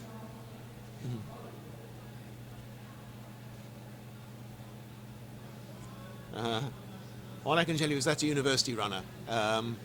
He's on the program. That number we have a Kenyan running, but I don't think that's a Kenyan. He's a University of the West Indies athlete, and now we're beginning to see them come in much bigger numbers, and it probably won't be possible for us to pick out every runner for you. We'll keep an eye open for the third female, though. And of course, if you are following a runner, this gentleman here needs to be identified because he looks to be 971. He looks to be a veteran. 911, I'm told, yes. Once again, I have a person with a better eyesight. Yes, it's Cantius Thomas. I think unofficially the first over 50 runner. So we saw Cantius Thomas there. Perhaps when won the over 50 section. Of course, Curtis Cox himself will soon be over 50. He finished in the top 10 this year, so in the next 2 years, Curtis Cox is going to be in that over 50 section. That's Goswill George just finished. Goswill George, 36-year-old. And nearly all these runners now, of course, are Trinidad and Tobago runners. But we do have runners from other parts of the world entered. There's a Canadian in the field. There's somebody from the USA in the field.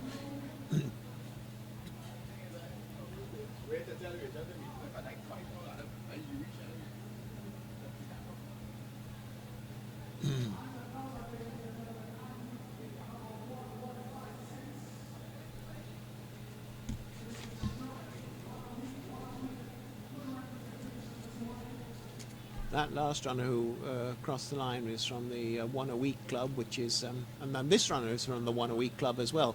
That's a fairly new club here, which has been doing fairly well on the road scene here in Trinidad and Tobago.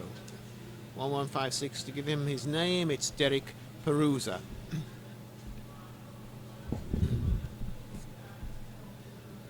and a little gap now.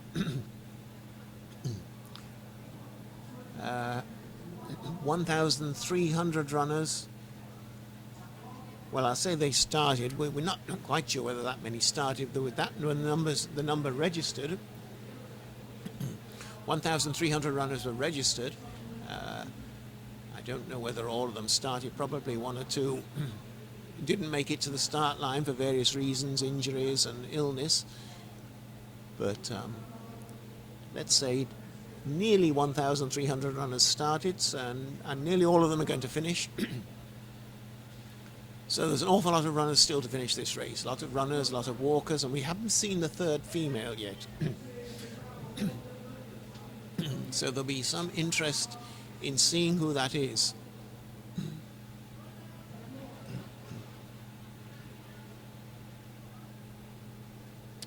And if you don't know if you're watching on the internet, you don't know what this is live stream events, or Stream Events TV from Trinidad and Tobago, the UWI SPEC Half Marathon. University of the West Indies Sports and Physical Education Committee, the 13th running of the UWI SPEC Half Marathon 2015. Another one a week runner, one a week, all coming in thick and fast, as it were. Christopher Sutherland.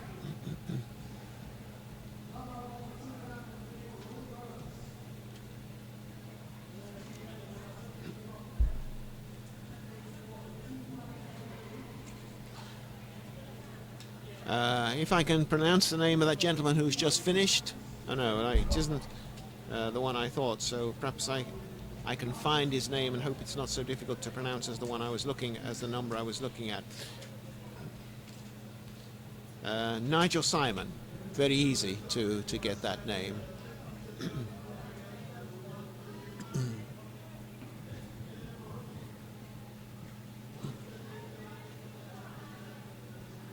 And still awaiting the third female.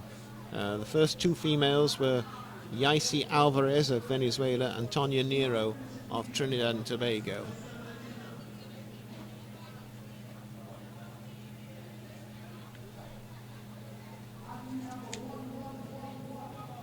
That's Kevon Dyer, finished there in the white vest. And all the ones there. 1, 1, 1, 1. So not a treble one or a double one, but a quadruple one. And that is Francois Joseph, number 1111.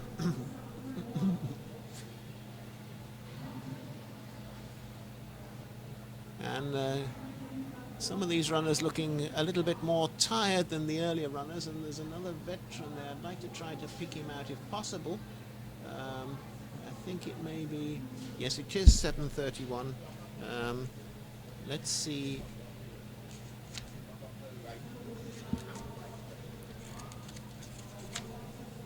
$7:31 was Peter Ragunanan, yes, another over 50s competitor.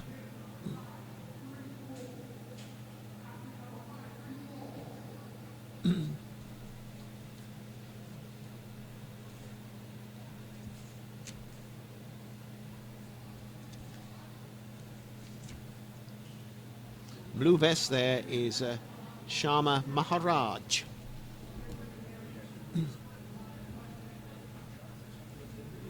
And still only two ladies cross the line.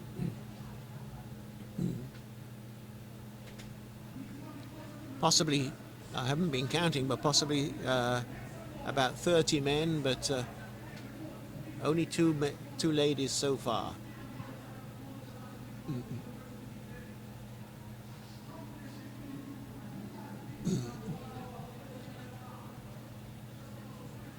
And another university athlete there, a little bit tired, and but he made the finish. That university athlete who just finished as an employee, Hans Barbour.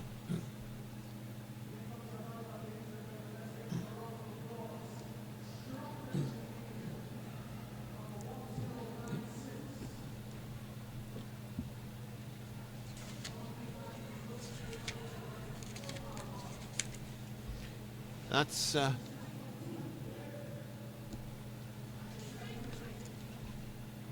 Jude Rogers with his cap to shade him from the sun.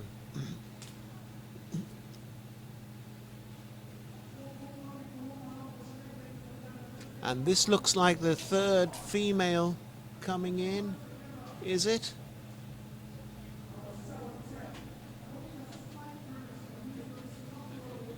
Not this one here, anyway. No, that's not the third female. I thought this white-vested runner looked like a female, but I don't think it is. No, we're still waiting the third female.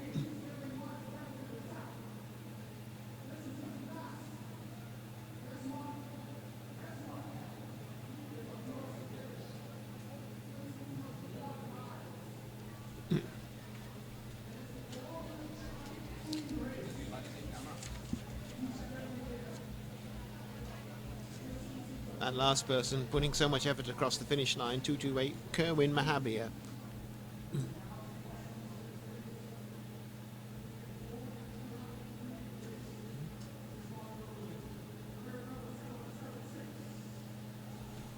And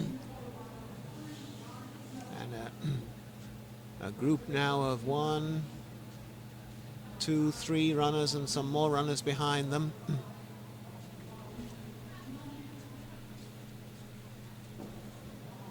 .776, Fitz-Alan Villafana, 55 years of age. Quite a lot, and another Wannareek athlete there.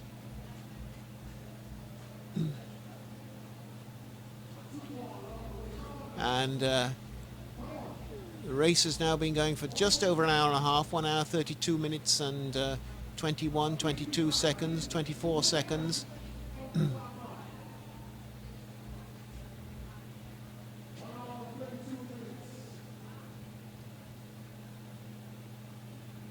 And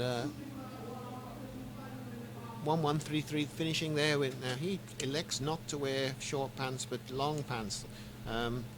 That is Ronaldo Marshall, a young runner. I think that's probably inexperience as much as anything else, because certainly in these conditions I don't think it's a good idea to be wearing long pants for a race like this. Ronaldo Marshall, only 17 years of age. Perhaps he'll realize that in future, if he wants to be more comfortable in a race, he should put on a pair of shorts.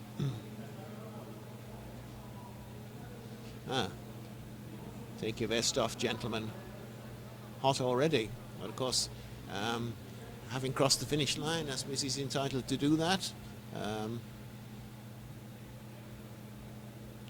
somebody here, though, has run the race without a vest.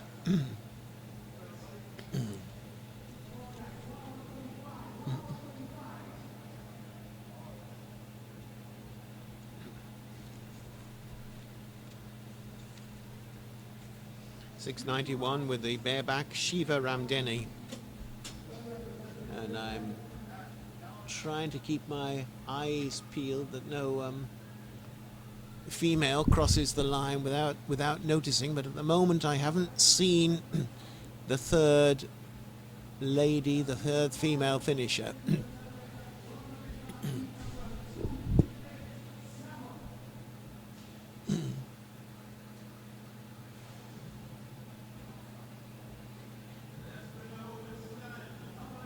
We can see a one-a-week runner do there. No, not a one-a-week runner, I beg your pardon, sir, but anyway, a little skip at the end.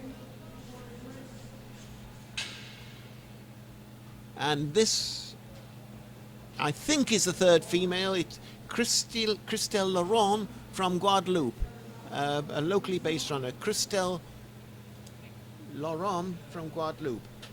That, to me, looks like the third female, unless I miss somebody. Christelle Laurent, a Guadeloupean national, but she is based in Trinidad and Tobago. 837 Anand Baal just finished.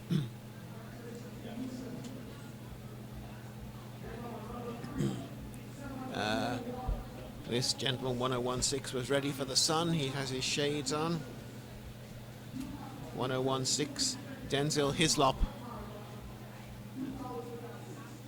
And another runner with a shade there. 9:29.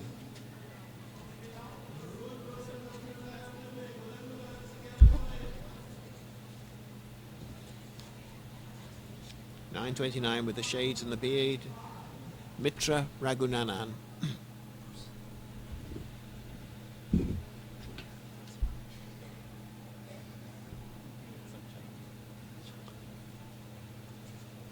And that 595 is a well-known person on the local running scene. Liri Lazama, 56 years of age now, been running for very many years, and still turning out reasonable performances in these local races.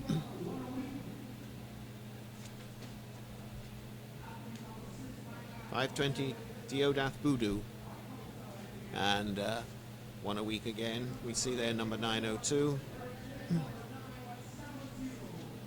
902 from 1 a week was Simon Francois. And I think we're seeing another female there, are we? 970? I don't know. Maybe not. 970 was a female. Lindsay Mees. Lindsay Mees. Another female finisher. Oh, I like that style there from number 1113. I don't know whether you kept up that marching style for the whole half marathon distance. Don Polo.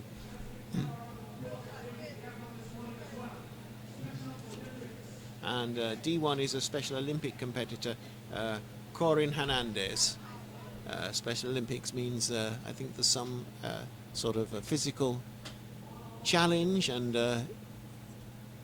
for Corin Hernandez and his colleagues, but he's showed there that he's as good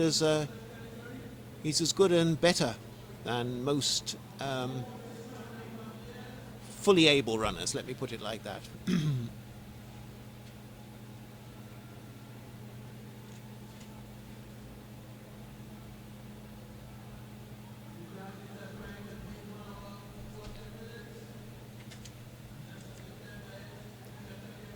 .478 Neville Blake, another 55-year-old.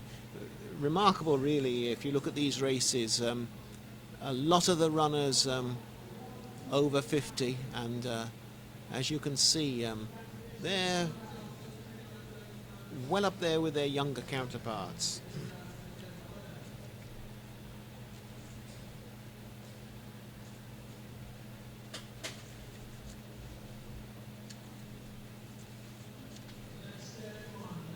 Yeah, that last finisher was Johan Greaves.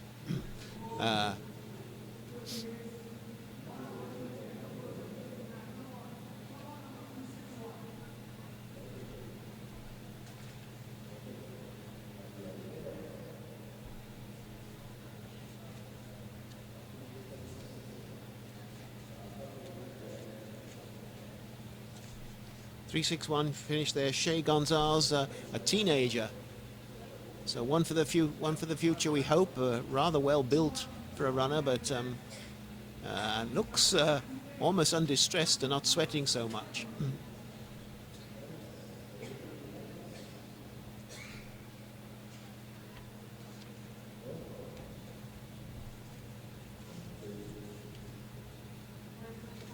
And 98, Andrew Mike.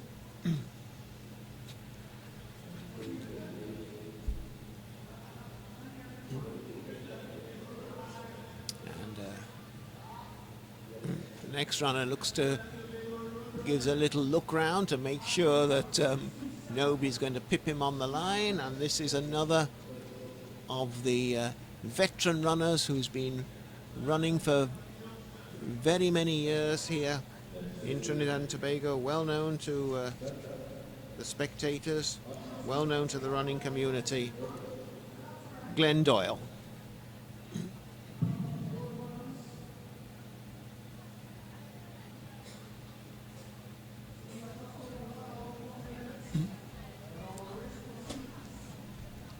Of course, at this stage it's impossible to pick out everybody, but if you might be seeing your relative running. They're finishing.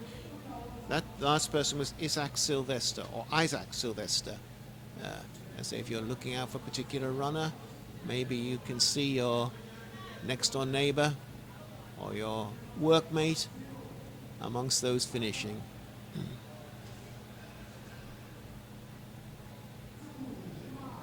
And 8:50 doing a little, that's Ryan Alley, making sure he stays ahead of the runner right behind him, 2:59. 2:59 Geddes O'Connor.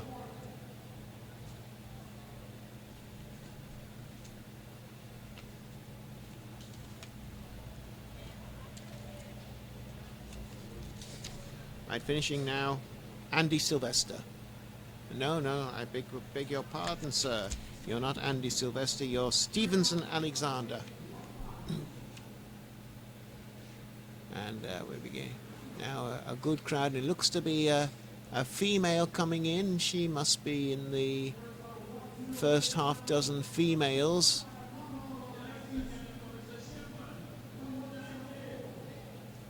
Let's try and catch this female and see who she is. All smiles and waves. Jenna Ross.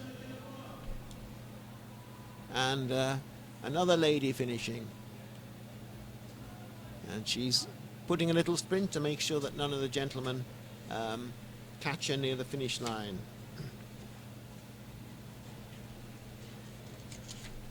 That lady is Juliet John Sambrano, 42 years of age, so she's in the Masters category. 74 there is Atiba Scott. And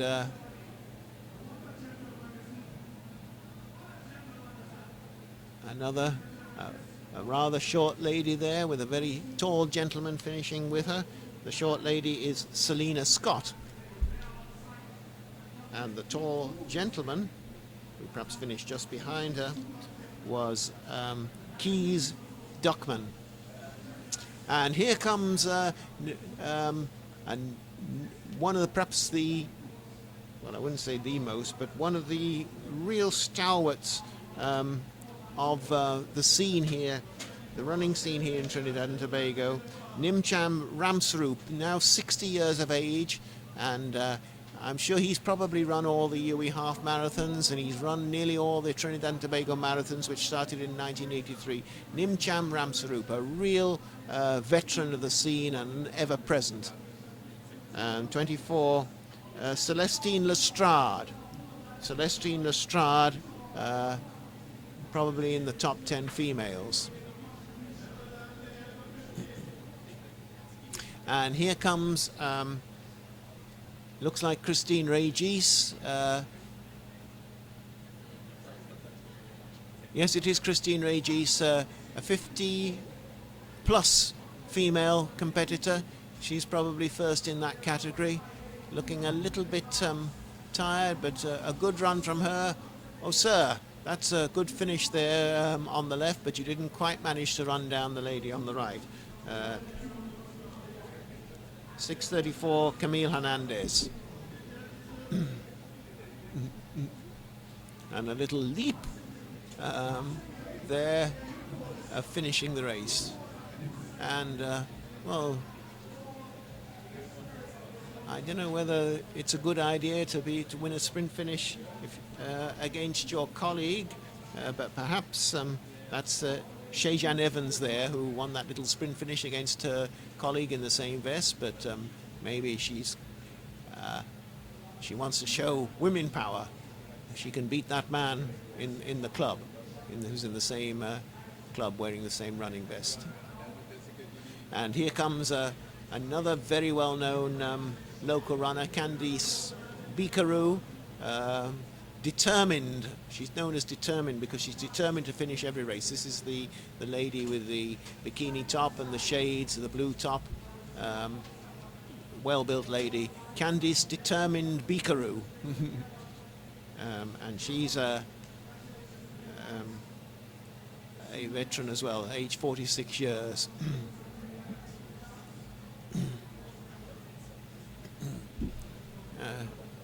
two pals running together, well, whether they're pals or not, but they're pals now. They're congratulating each other for their performance.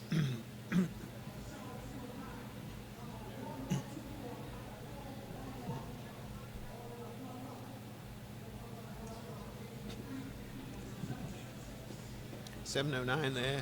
Chanel Chance, a 17-year-old. Some youngsters in this race. 83, Andy Phillip. And we're now up to about 1 hour, I think 1 hour 45, 46 minutes. We can't quite see the clock, but it's about 1 3/4 hours. And a number of runners.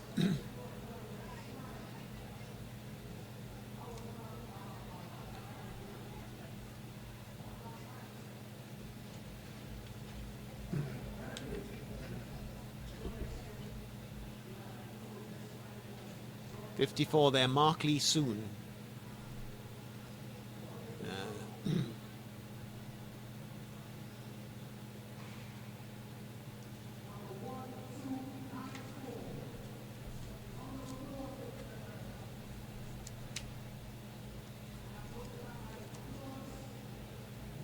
And that person finishing, Mikhail Moffat.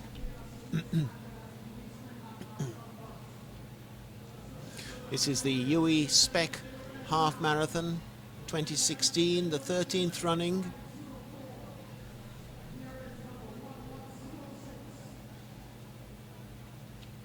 This looks like one of the soldiers, we're told, Rinaldo Cozier, 5:04.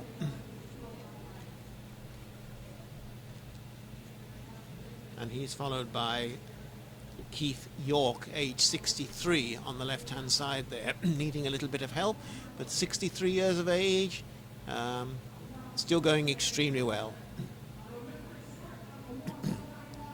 Now, this is the way, this is a sprint finish. It looks, I said early Trinidad and Tobago famous for sprinters, well, that certainly looked like a sprinter there. At the end of the half marathon, 1191, Derek Nichols.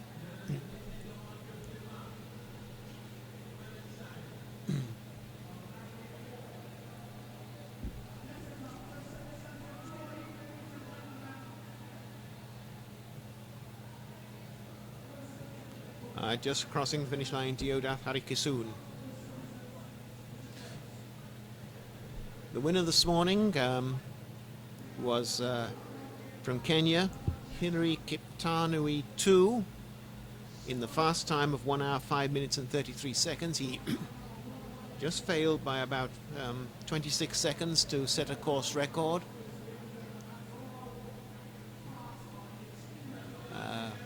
Another lady finishing there, and 1184, 1185. They must have run together if they're together. 1184 and 1185.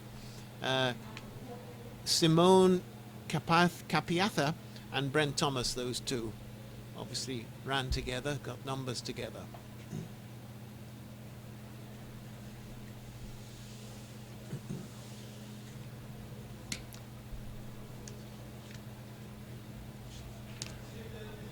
Just finished Perron Little. As I said, the winner this morning, Hilary Kiptanui 2 from Kenya, in a time of about 1 hour 5 minutes and 33 seconds.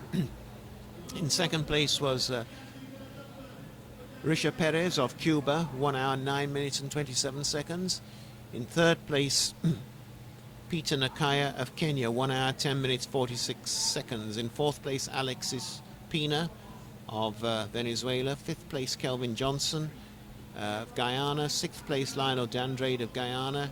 Then seventh, Colin Pereira of Trinidad and Tobago. Eighth, Richard Jones, Trinidad and Tobago. Ninth, Matthew Hagley, Trinidad and Tobago.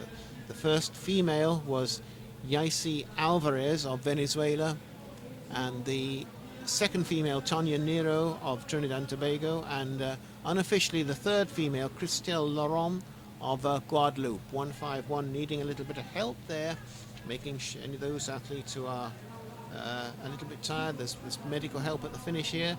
Ulrich Lumpres, another over 60 runner, was the runner who needed a little bit of help. This looks like a very well-known runner here, number 107. That is not only a runner but a well-known local artist, Winston Stewart, also in the over 60 age group. He holds art exhibitions from time to time, some very good paintings which you can go and look at, and I suppose buy them if you're impressed enough.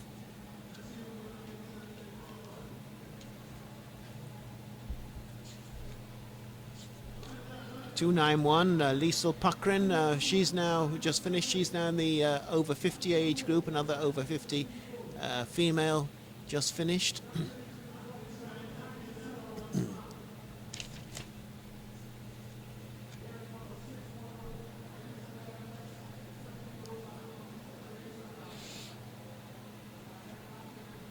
And a good group of runners there, crossing the finishing line. Right in the picture there, number 97, that's Kevon Rose.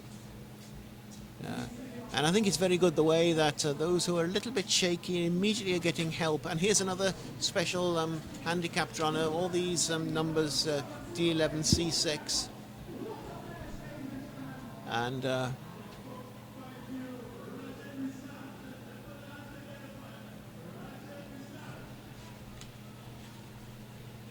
no wait, the female just finished there. That lady is a young 16-year-old, Celine Acosta, 16 years of age.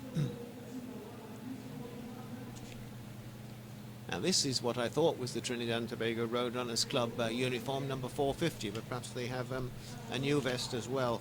Anyway, 450 is Rajin Risal, a another well-known veteran, and got spotted by the finish line announcer.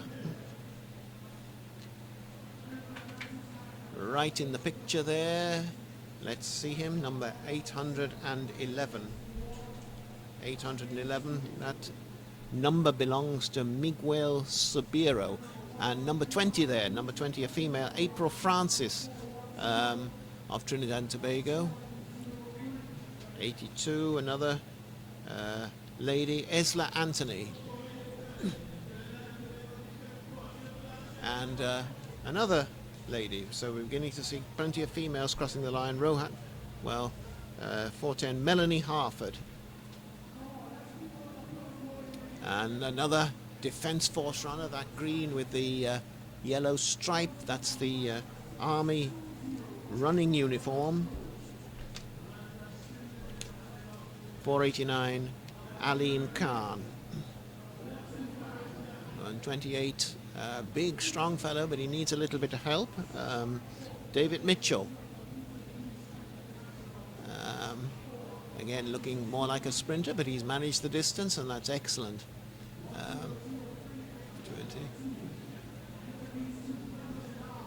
And plenty of help, as I said earlier, for those who found the going a little bit tough.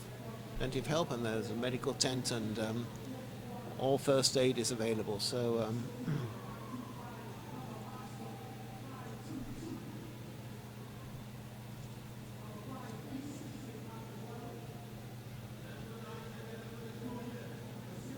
so anybody finds the thing a bit stressful, there's plenty of help there. And that's there with shading his eyes is a Canadian visitor, Ian Young of Canada.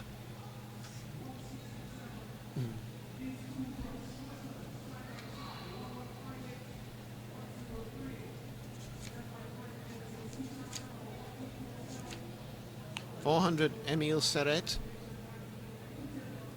and 61 right in the picture there, John Lum Yong. I was another well-known local runner, and another, I was talking about the Bushman earlier, or we'll see him finish sooner or later. The Bushman who will be perhaps finishing in 2.5, 3 hours, but John Lum Yong, another of Trinidad and Tobago's Bushmen who knows the forest like the back of his hand.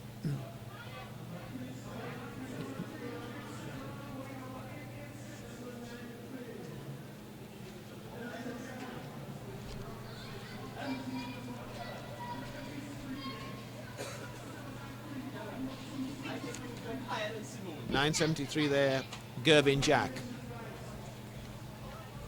And 1:20, whether, I don't know if it's a bald head or a shaven head, it looks like a bald head, Thomas Seeley.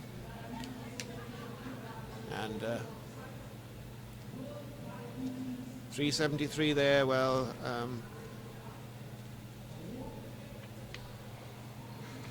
that's another veteran, Abdul Ahmed. In fact, he's 72, so maybe the first over 70 runner. And look, he does about 1 hour 55 minutes. I must admit, I really admire that guy. 72 and he's running like that.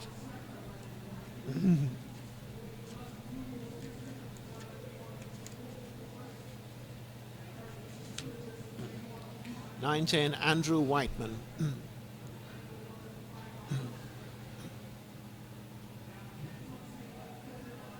Here they come. Here they keep coming. They keep coming. They're coming thick and fast. Congratulate yourself, sir. Look at your time. South Cross runners. South Cross is a San Fernando-based club, which is in the south of Trinidad. Perhaps that's why they get the name South Cross.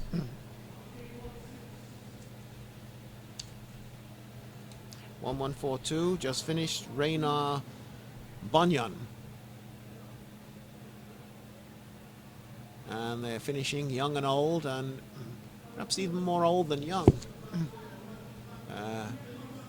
Gentleman there needing a little bit of help. Let's see if we can see his age, 8:16, Stephen Simmons, 61.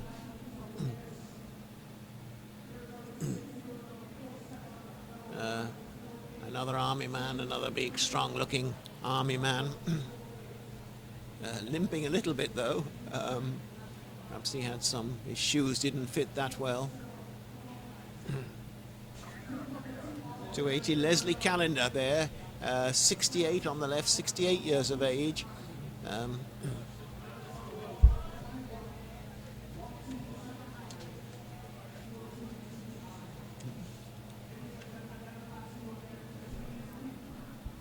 Ooh, 1151 needs a little bit of help, but he's going to get it. I mean, plenty of assistance for those who are a little bit tired. 269, a younger fellow needs to take his vest off, sweating rather profusely.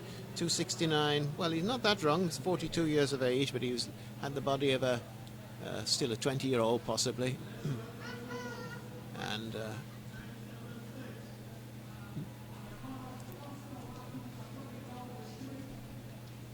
we're coming up close to the 2-hour mark, about 1 hour 58 minutes.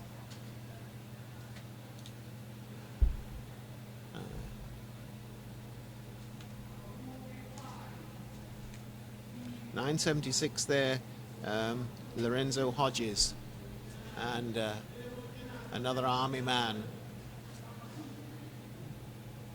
485, and he doesn't look in any distress at all. That's army man Kendall Catton. Oh, 252, that's a big fellow, and he's managed to complete the race in good style. 252 is Christopher Teixeira.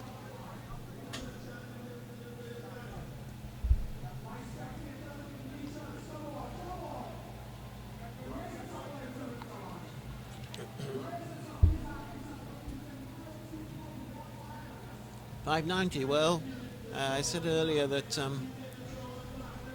if you're wearing long pants, you're making the race harder,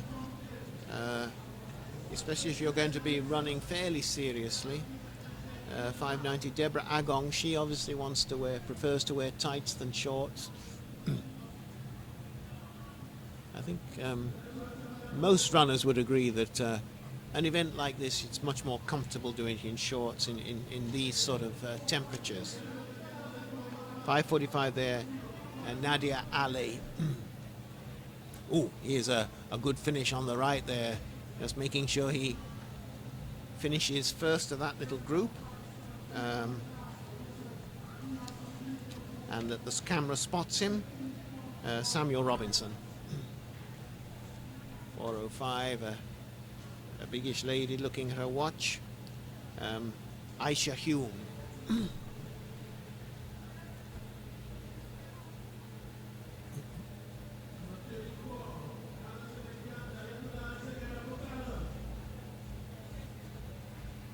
Another man and lady who are apparently running together or have made friends now.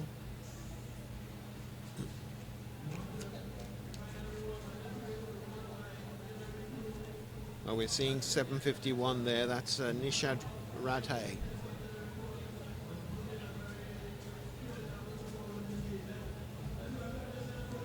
.34 there is Carlos Alexander.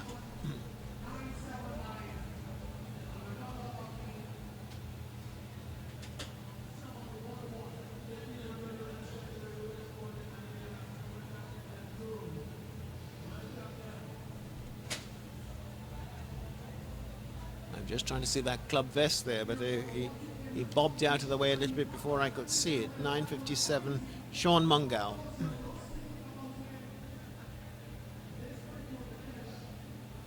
And 46, Seismic. Well, that's Richard Robertson, UWI Seismic Department. So that's another university runner. He works for the, obviously, the Seismic Department of the University of the West Indies here.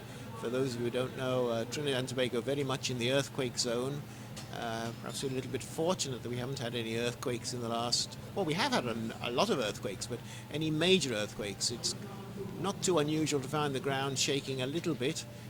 2 or 3 times a year we get a few rumbles, but we've been lucky that there hasn't been a major earthquake. But the seismic people tell us it's only a matter of time, so... let's hope that if we do get one, there's not too much loss of life. We're really on quite a major fault if you look at fault line maps of the world, and in fact we are very close to the fault where we stand at this UWI SPEC finish line. 59 there. Kandina Hamid.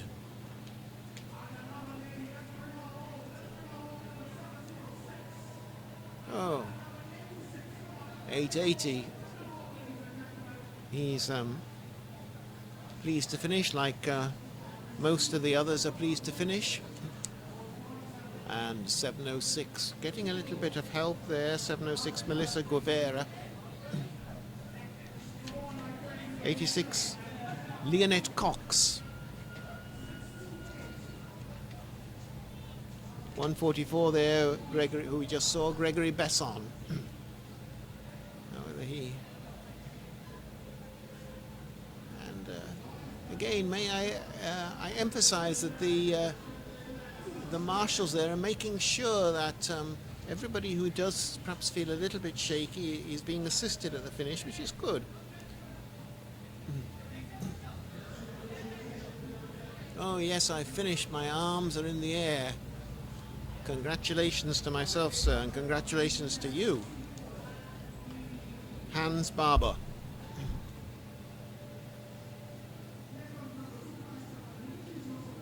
Two colleagues there with the from the Special Olympics, as I say, from the Special Olympics here this morning. And here we have 800. Very well-known veteran again, Victoria Hawkins, not quite 60, 59. I say we've got a number of Special Olympians here this morning, those who are in some way physically challenged, and a number of them, there's special categories for them in this morning's race.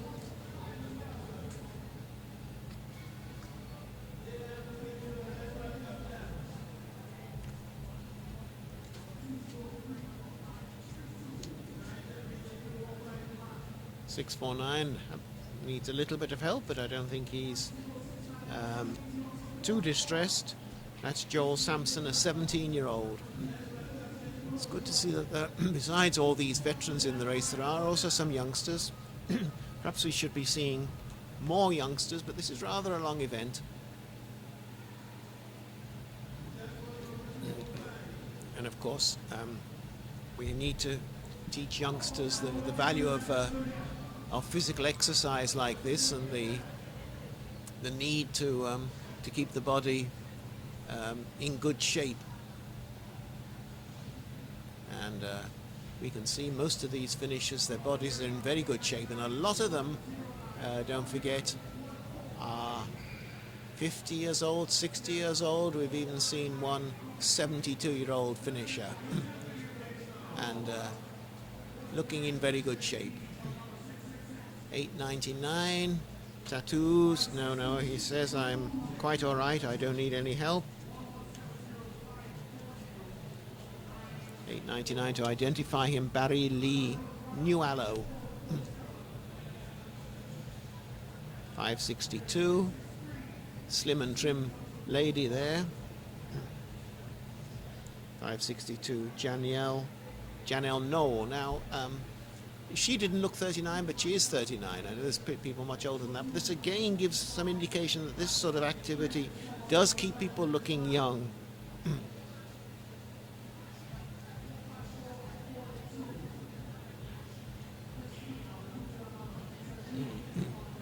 And 271 there. Well, he's a bigger gentleman, David Bally. When we say these are all looking slim, young, there's some pretty big people out there, and they're running the race as well. The only thing is that the big ones, the small ones, the medium-sized ones, all of them are looking in shape.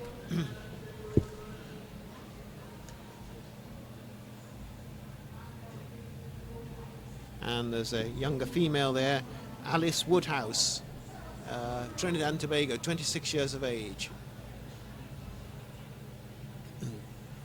And you can see the finish time clock, it's 2 hours, 7 minutes and 32 seconds. All these runners have run 13.1 miles. They've run from the UWI SPEC area here. They have run up the priority bus route here in Trinidad and Tobago as far as the turnaround point at Dabadee, and they have run back a total of 13.1 miles, or about 21 kilometers. 286 there. 286 Megan Charles.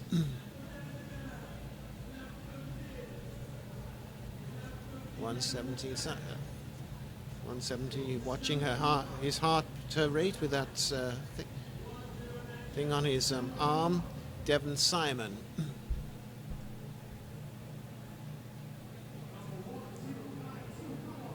Some runners seem to prefer to run with their full monitors on. Others just are checking their times. And then there's others who just prefer to run quite naturally, without a time, without any heart monitor.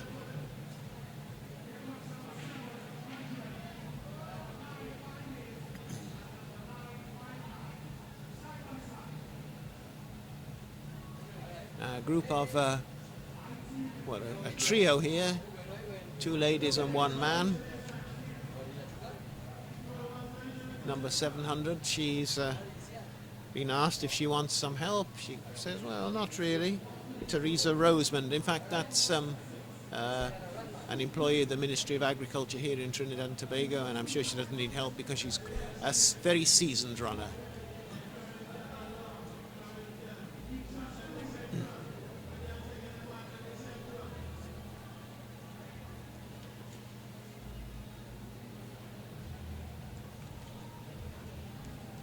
$8.41 there. A teenager, Jordan Goy Budhan, 19-year-old teenager. Oh, and this is where we're really beginning to see the main crowd, as it were. Again, big and small. Looks like a bodybuilder there. But, big and small, they've all enjoyed it in their own way this morning. 274 there. Chantal Hemley Brathwaite.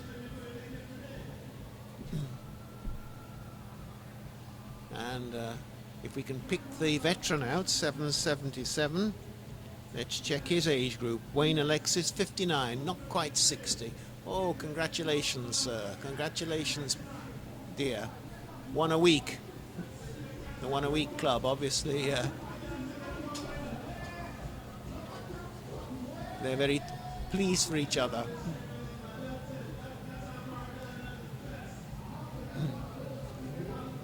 Now here we have, I think we saw some people running with backpacks, and some of them now beginning to come in with their backpacks. This gentleman prefers to, I think he has his music on or something, because he has his earphones around his ears. He looks a little bit weary.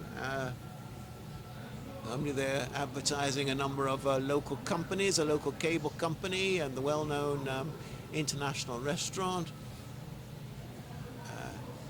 As the cable company and the international restaurant are completely separate entities, I assume he's been going out getting some sponsorship.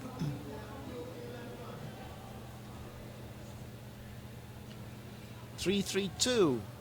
Well, he looks like a bit of a hiker. 332 with a backpack and everything, and but it's Zeyar Min. Zeyar Min. Z-E-Y-A-R first name. Zeyar, I think.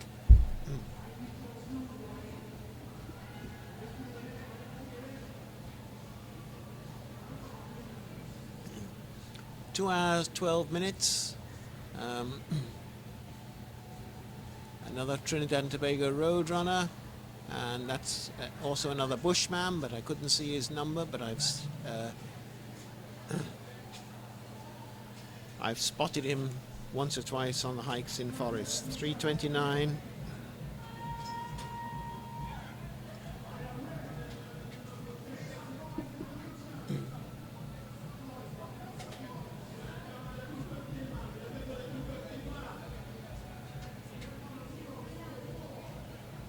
And I think we notice there again how quickly the aid comes to anybody who appears to be slightly distressed or limping a little bit. And you can refuse it as 726 if you're okay.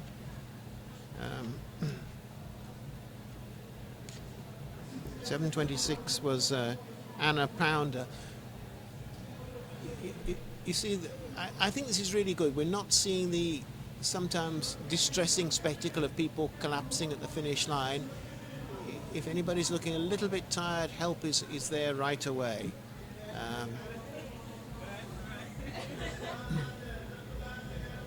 And it can be a little bit distressing if you see a race and somebody is in collapses at the finish line, and then there's nobody really there to help them, then people begin to rush round and make the situation worse. So hats off again to UWI SPEC, not only for organising a very good race, but for little details like that, little details making sure that at the finish line that everybody is assisted if they need it. 242 there. 242, I'll tell you who that is in a moment. It is Darryl Seeley. Oh, congratulations, congratulations, well done. Oh, well, I'm monitoring everything on my heart monitor. 1006.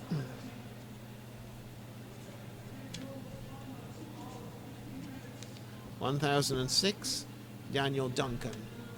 Oh, who's this gentleman with the beard? 656, the beard and the hat.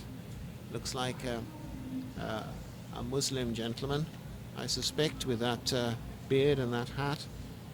And the name confirms it, Shazim Mohammed. I wonder what I'm looking at there.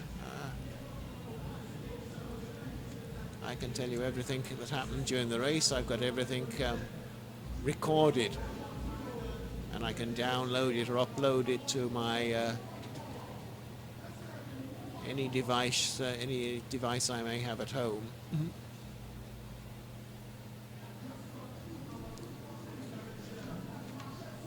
110, Sheena Mirage. And let's tell you who 11:44 is as well. Another lady just finished. 11:44 is Beverly Joseph.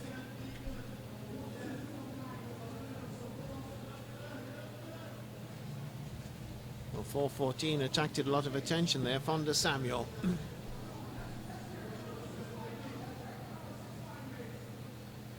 And we see the people with the UWI side of the University of the West Indies uniform on. They're finishing in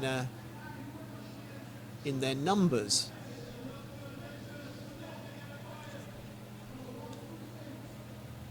Two hours, 16 minutes and 6 seconds, as you can see.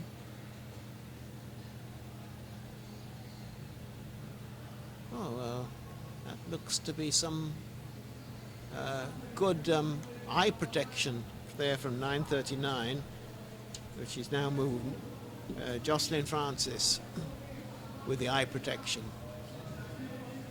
And 1:10.70, one of the veterans again, Hafiz Mohammed. And now we're finding some water for these finishers, or some of them. But there's a little athlete area here, close, just behind where the camera is, and there's a lot of samples there. You can get things to drink and things to eat. So 2:39 was looked to be in some sort of limping there. But he finished the race. That's the important thing. Todd Danoon. I said there's quite a lot of refreshments here for the athletes who are finishing. A number of businesses have set up stalls, not selling their drinks, giving samples of their drinks free to the runners, and also some solid refreshment as well as liquid refreshment, which all these runners, of course, deserve. They've spent their early Sunday morning completing a half marathon, and that looks like they're a very young runner and a very much older runner. I didn't manage to see whether he was officially registered in the race, the young runner. I thought there might have been an age limit of about 16 on a race like this.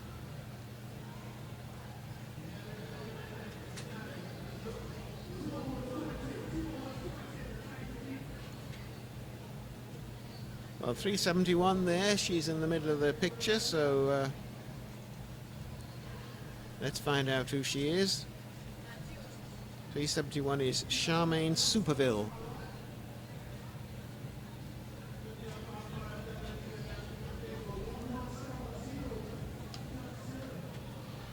.581.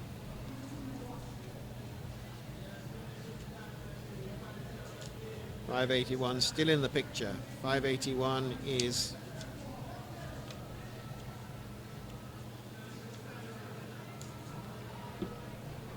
Neil Smith. That's a good shade hat there, the green one. And some cold water. Useful after a struggle like that. All these UWI staff, UWI students running in that uniform. UWI, University of the West Indies. This is, as you can see that on the finish line posts there, UWI, that's the University of the West Indies. SPEC is the Sports and Physical Education Centre. This is the 13th edition of the UWI SPEC half marathon here in St. Augustine, Trinidad and Tobago, West Indies.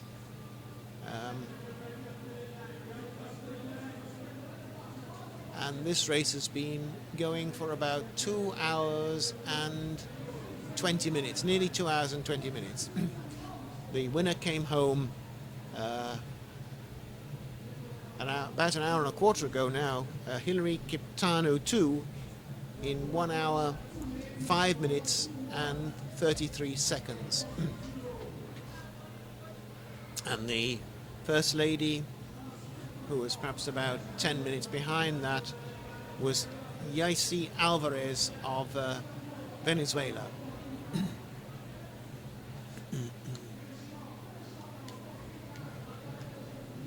(121) blowing slightly. Eva Fidelis Thomas, age 55. She didn't look 55 again. Remarkable how some of these people keep fit and keep young. They look perhaps 20, 30 years younger than their actual age. Another soldier, the green vest, as I mentioned earlier, with the blue stripe. That's the Trinidad and Tobago Defence Force, and that's Damien Phillips of the Trinidad and Tobago Defence Force.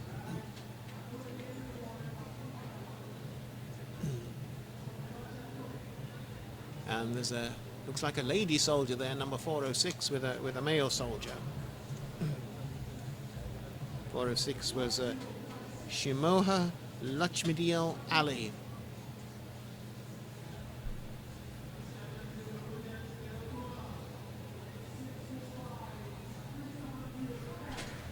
One of the things about marathon running, half marathon running, is that ordinary people can compete in the same event as the international stars, like the Kenyans we've seen here this morning.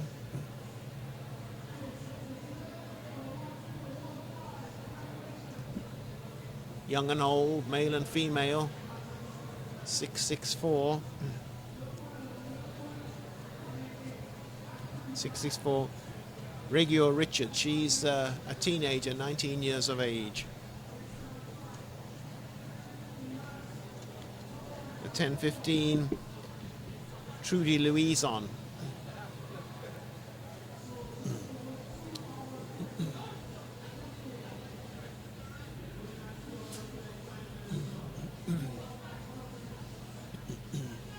And I think you should also note that these people helping at the finish line and who are helping particularly those who are taking the athletes who are a little bit distressed, who are supporting them a little bit. You'll notice on the back of their jerseys it says volunteer. And that's what keeps a race like this going, the number of people who volunteer. In other words, it's just what you might call a thank you job. It's not done for financial gain at all. It's done because it's helping the, if you like, helping the community, helping the sports. Without a large number of volunteer helpers, these sort of races would be difficult to bring off. And I think it looks as if we've lost our video feed for the moment. So I'm going to take a little break. If we do get the video feed back, I'll come back. I think there may be a problem with the battery. But I'll come back if we get that video feedback. If it doesn't come back, let me say that you have been watching the 13th University of the West Indies Sports and Physical Education Centre Half Marathon here at St Augustine in Trinidad and Tobago. Stream live by Stream Events TV. The winner was from Kenya, Hilary Kiptanui 2. I should make sure yet again that I need to get that pronunciation correct. Hilary Kiptanui 2 of Kenya, 1 hour 5 minutes and 33 seconds, just outside the course record. Second was last year's winner, the defending champion, Richa Perez of Cuba, 1 hour 9 minutes and 27 seconds. And third from Kenya, Peter Nakaya, 1 hour 10 minutes and 46 seconds. And to give you some of the other finishers, in fourth place, Alexis Pina of Venezuela. In fifth place, Kelvin Johnson, Guyana. Sixth place, Lionel Dandrade, Guyana. Seventh, Colin Pereira, Trinidad and Tobago. Eighth, Richard Jones, Trinidad and Tobago. And ninth, Matthew Hagley, Trinidad and Tobago. The females, ladies first, from a Venezuelan, Yesi Alvarez.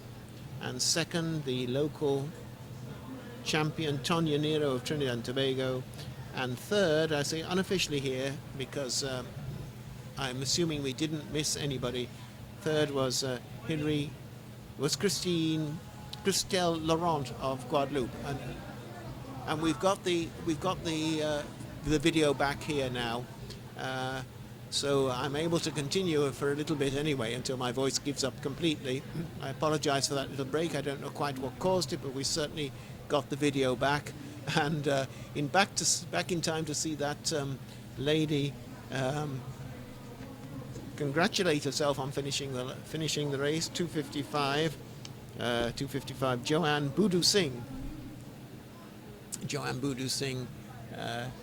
Congratulating herself there, and perhaps that gentleman there, I won't call his name, not too gentleman-like, because he overtook the lady on the final stretch. Certainly wasn't ladies first, but this is a sports competition, so I suppose he's quite entitled to do that. And another little sprint taking place here down the field. Of course, I think is that it? I'm just wondering whether that was, it wasn't a little argument, it was just that one of them was not standing too well and the volunteer helping them. We seem to be having a little problem again with the video here. We have the picture frozen there as 681. That's Robert Balgobin crosses the finish line. Well, Robert Balgobin, you're getting a good exposure there. And it looks as if the video has gone again. And once again, I will, if it comes back, I'll try to resume some sort of description. Meanwhile, I'll just take a little break and a little bit of water. If the picture comes back, I will resume description.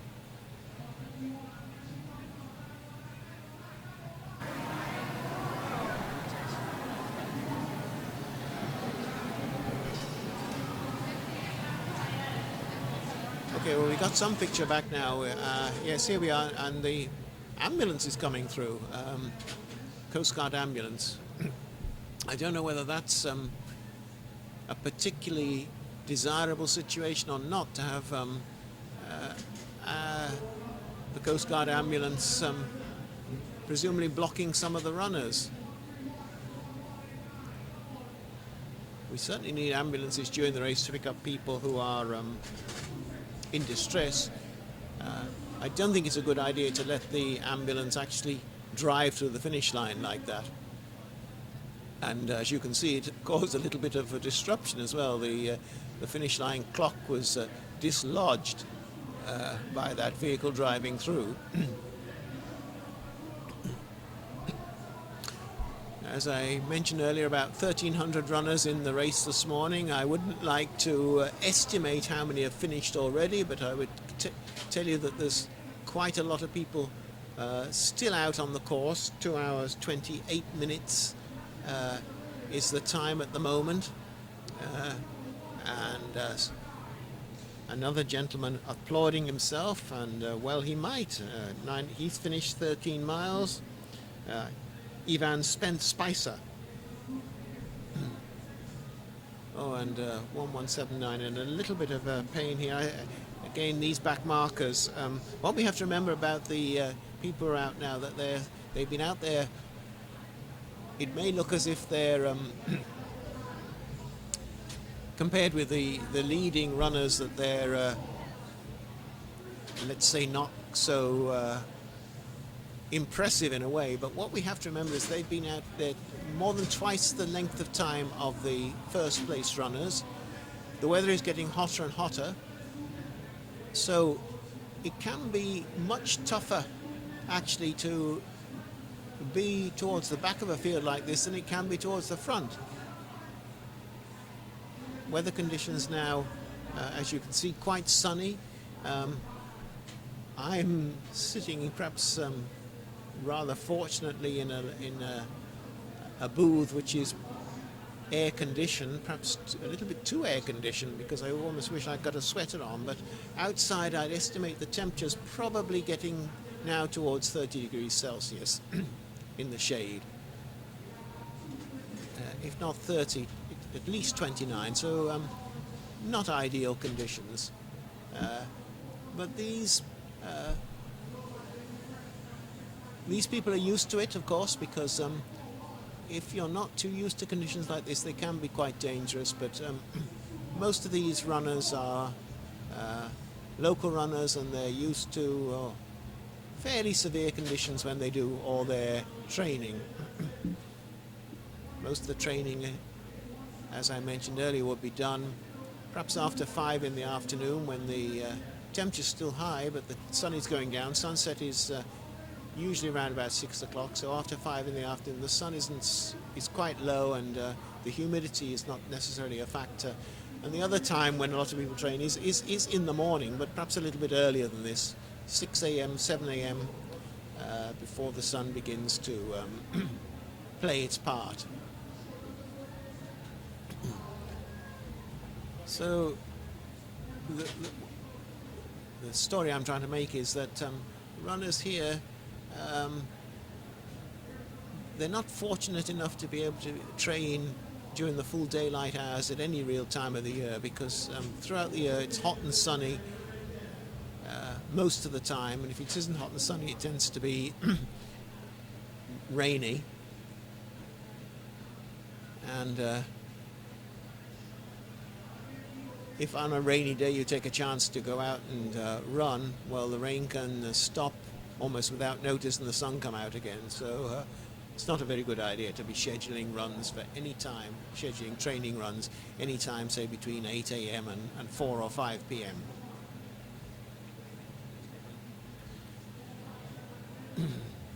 Fortunately, what has happened over the last few years is we have an increasing number of recreation grounds with a running track put down and with floodlights. So there is that opportunity to be able to do some training, do some running after dark without being in danger of getting knocked down by cars.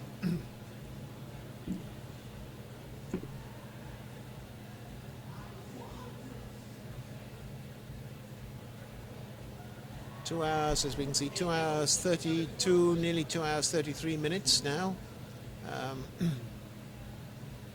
Still most of these crossing the finishing line, managing to run across the finish line.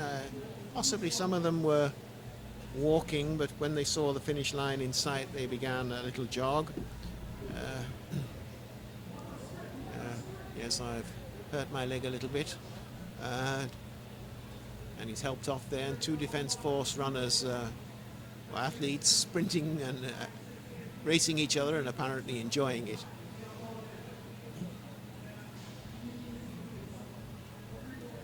Number 101 there. 101, that's Janelle Prevost. And I mentioned earlier, some athletes prefer to bring their own supplies, and we're seeing a backpack there, or a front pack, because it was a little rucksack being worn on the chest rather than on the back.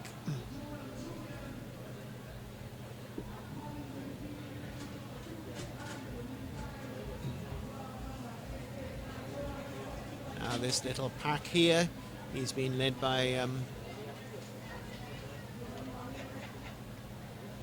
lady, number 289. 289 is Tiffany Abraham. She's in the 40 to 49 age group. She didn't look like it, as I mentioned earlier. These people, most of them, or a lot of them, not looking nearly as old as they actually are. And look at this for a sprint finish. Again, 2 club members racing it out with each other. And 132, well, let them get on with it. I'm concentrating on finishing my race. Santiago Suarez, 132.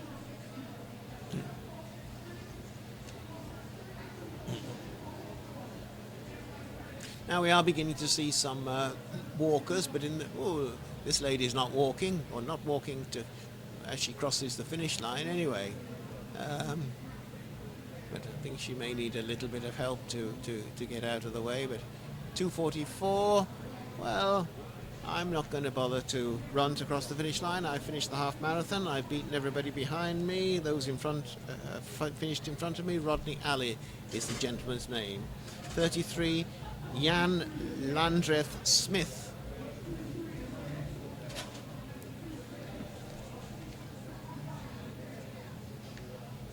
And 193, one of the bigger runners again, Brent Francis. 92, we can identify him as Nigel Seapaul. 7:53, well, I should say, I can find her name first before I say anything. 7:53, Ayana Joseph. What I was going to say is another attractive lady. I don't want to appear to be in any way sexist or anything like that, because nearly all the ladies who finished have looked very attractive. The running is keeping them attractive, and I think that the men are also looking very good and very fine. They're looking healthy and fit. So everybody is looking very attractive, or nearly everybody finishing this race.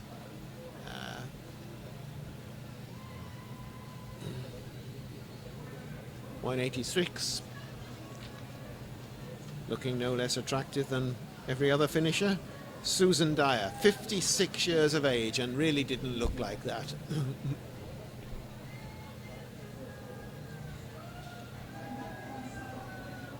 152 is Afzal Bash. Now he's 61. And again, he doesn't look like that. Perhaps his hair is a bit grey, that's giving him away. Well, there's a nice smile there from 147. Natoya Nelson.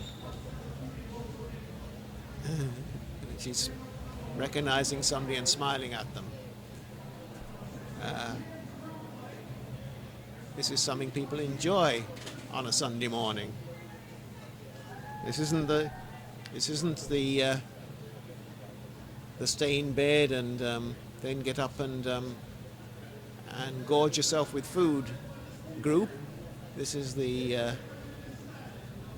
a healthy group of people who enjoy exercise, and having said that, I expect that sometime today they probably will be eating a lot of food, because there's nothing like running a half marathon to deplete the resources, and they'll be putting back the energy later today, but without any worry about putting on weight, because look at this, they've done all this. They need to eat food not to put on weight, but to maintain their energy levels, or to restore their energy levels.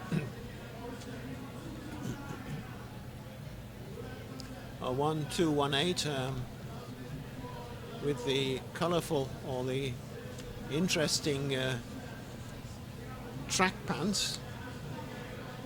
1218, Tamika Stewart.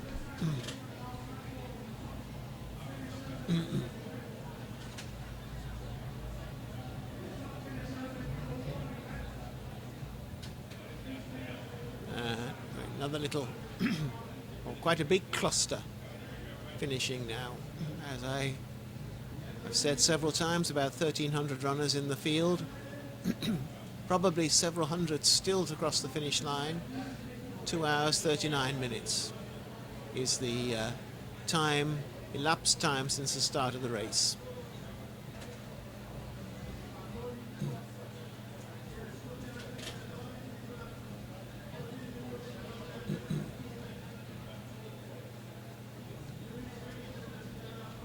Well, check your watch, make sure that the finishing time up there shown is the same as your watch. 393, 387. They look to have run together, 393 and 387. Christopher John, 393, 387. Alicia Pierre-John. So maybe man and wife.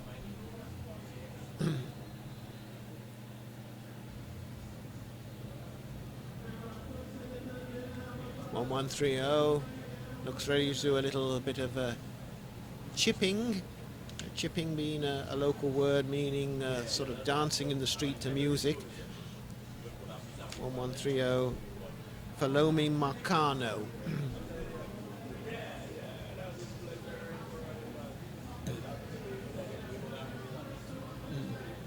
Now, this looks as if this gentleman with the beard looks as if he's a race walker. I'm sure he's probably walked the whole way like that, 11:04. He's race walked the half marathon. Denisford Passy, 1:22. 1:22 is Amrika Atwell. 68 there with the eagle or some sort of bird on his vest. Ken Manohar.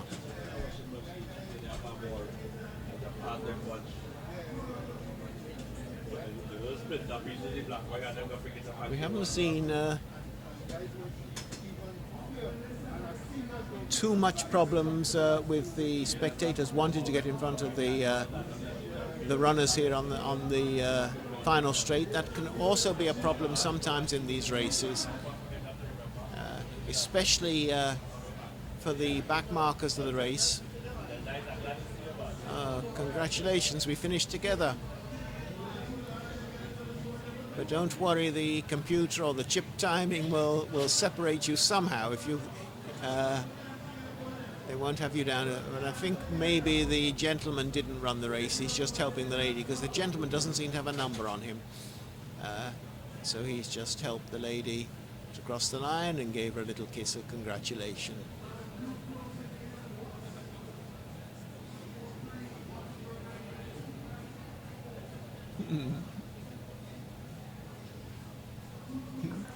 It's wonderful that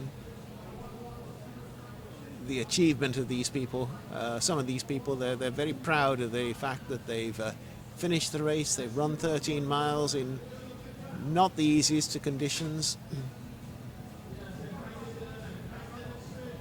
And they can certainly go back to the office tomorrow and say that they ran in the UWI SPEC half marathon and they finished.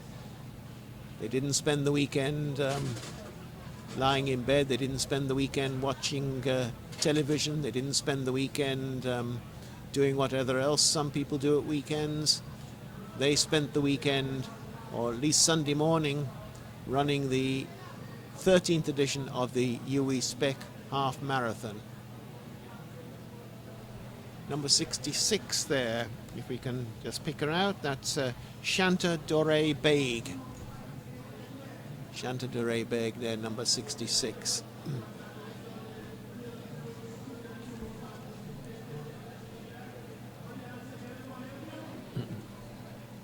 10:58. That is Jimmy Phillip. Jimmy Phillip, 31 years of age.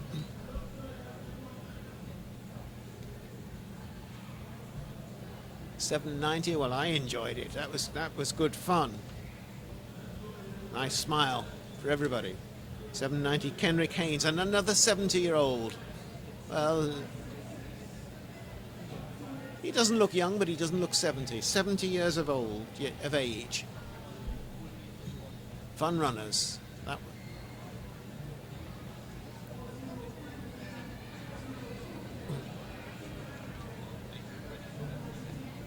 This lady trying to get in front of the man, but the man's so big she can't get past him. But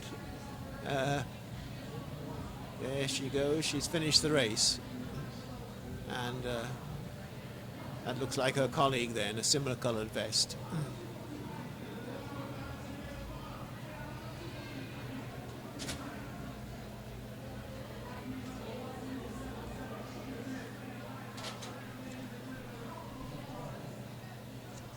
$1077 right in the camera there. 1077. That's Fayan Lyons Alvarez. Now that's a well-known local calypsonian. Fayan Lyons Alvarez, one of the top female calypsonians from Trinidad and Tobago. She's finished the half marathon.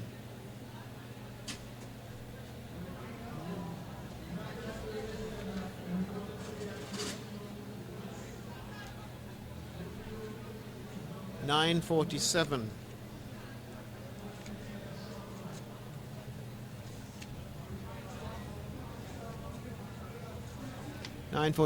Alicia Wiseman.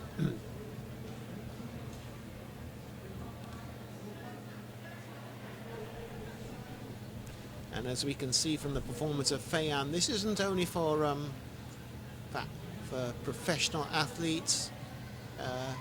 It's for everybody, for entertainers, and it's good to see that a personality, a well-known personality like Feiyan Lyons Alvarez, is not in any way intimidated by going in a race like this. She's obviously not going to finish first. She's not going to finish in the top 10. She's not going to finish within an hour of the winner, but she's going to run. And nobody's going to in any way feel or try to suggest that she's belittling herself by showing herself to be prepared to enjoy herself with the rest of the population.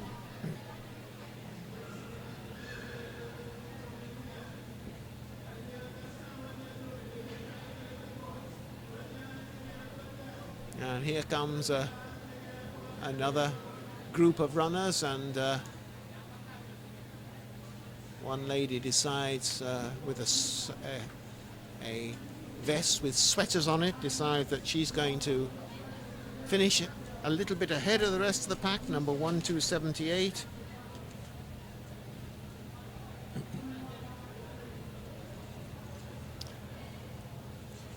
That 1278 was Delia Mazimba. Oh, 284. Let's see what age he is. He doesn't look the youngest person in the race. In fact, another 70-year-old, Ako Kenyatta. Ako Kenyatta of Trinidad and Tobago. 70 years of age. 514.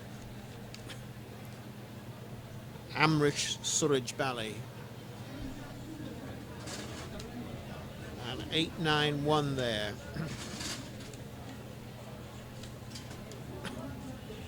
891. Leslyn McPherson.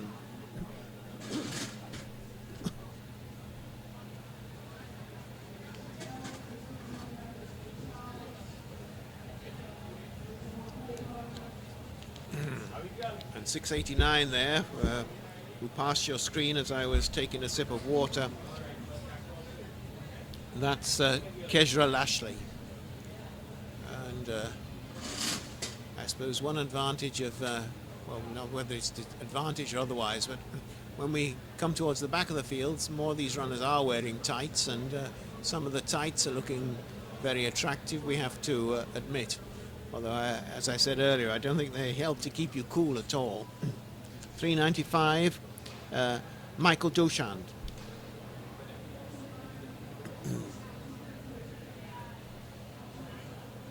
.429. Adrian Stephen. He's just going to stroll across the line.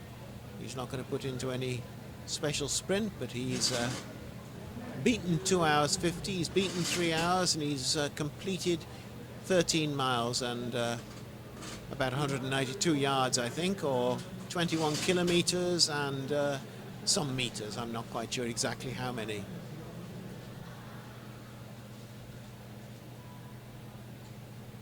Yes, I'll take a little bit of help, but I'm not too bad. Thank you, sir, for helping me out of the way of the finish line. 625. 625. Lyndon Granger. Or perhaps Granger, I'm not too sure. Sometimes in Trinidad and Tobago, the Granger, some of the people who have that title pronounce it Granger, showing the French background or the French Creole background of many people in the country.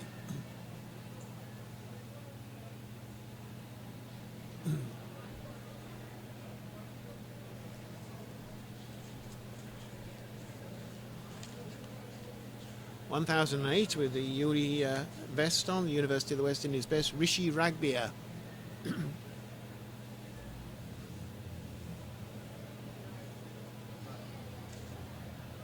And another university vest there, 1270. A lot of university employees running this race. She's Lena Francis Williams. I'm sorry, Lena Francis Wilson. Not Williams, Lena Francis Wilson.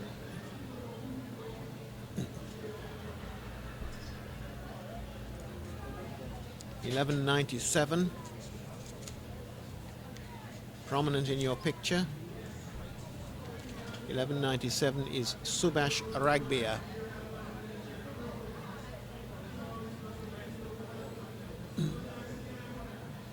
This next gentleman crossing the finish line has a impressive looking, I know he's needs some help. He has an impressive looking beard. Looks again as if his footwear was giving him some problems because he's limping a little bit. 9.99. Yogisharam Basi.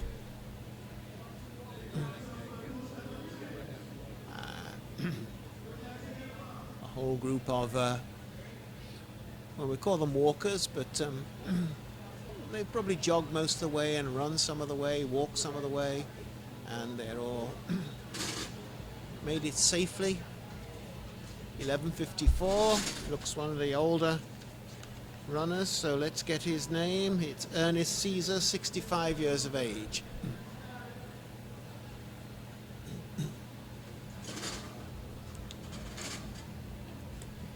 Steel Train. Well, there is a steel industry here in Trinidad and Tobago. It hasn't been doing too successfully in recent years, but perhaps he works in it or did work in it.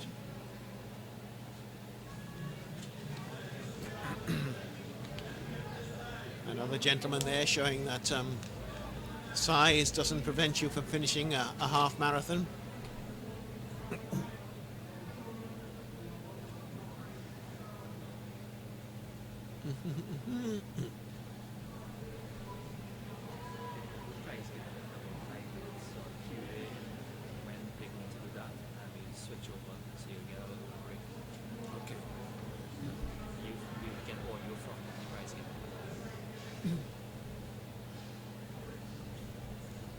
And once again, size doesn't prevent you finishing. 71, what they might call a plus-size lady, Khalifa David Lewis, and she's completed a half marathon. So that's excellent.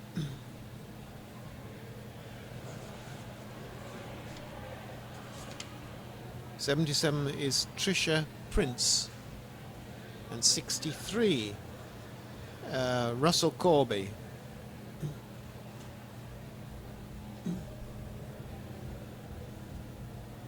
We understand that in a short while the prize giving will be taking place, and we're going to try to bring you the prize giving. So I will be shutting my mouth for a little bit, keeping quiet, and we'll go over to the prize giving, and you'll see the prizes being given to the leading runners, the first, second and third, presumably first, second and third female. I don't quite know exactly how many prizes will be given out. Now here's an example of, unfortunately, somebody didn't manage to finish on their feet, but very quickly the help is there and the stretcher is there. 803. 803, Victor Eastman.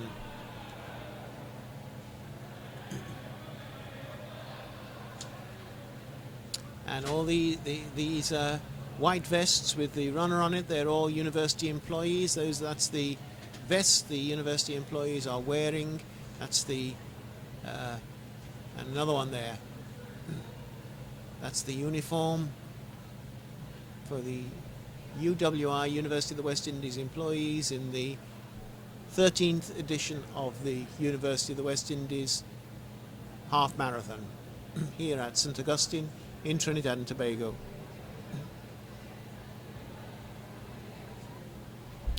The time here is about 8:25 in the morning. The race has started at 5:30 a.m. As you can see, it's been going for 2 hours, 55 minutes, and now 30 seconds. 6:34. Well, sorry, is it 6:34 or 8:34? 8:34 it looks like. 8:34 Ramesh Maharaj. And 8:43 Randolph Joseph. 69 years of age, Randolph Joseph.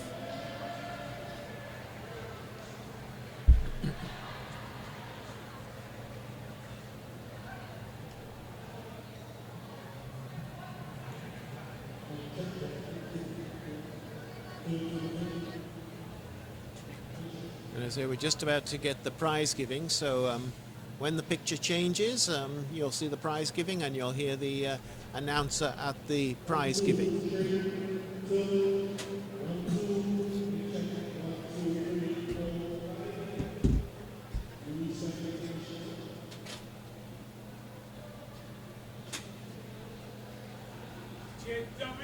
CSI, well, crime scene investigation, but it stands for something else apparently as well, besides the well-known TV show, and it's been demonstrated to us by that runner there. 6:12. Well, 6:12 is Natisha Joseph.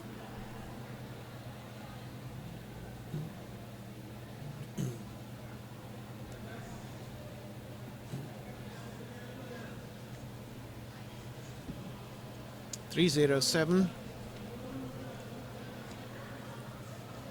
in the white vest there. 3-0 in Gloria Jones, and she's 57 years of age, and like a lot of these veterans, looking nothing like that age.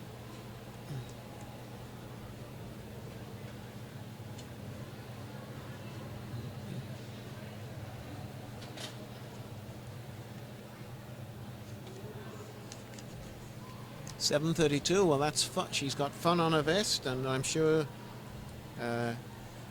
she regards this as a fun way to keep fit, running a half marathon on a Sunday morning.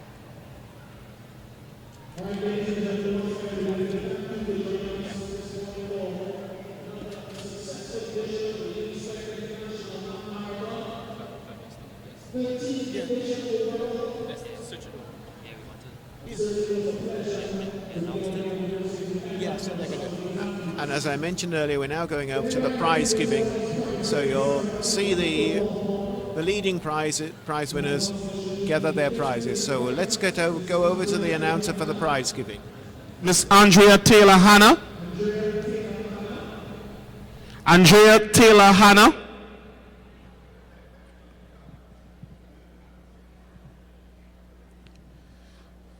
To assist us distributing the 5th place prizes. And in 5th place, among the ladies, let's give a round of applause to Jenna Russ, Trinidad and Tobago. She completed the race in 1 hour 42 minutes 1 second. So Jenna Russ, 5th among the ladies.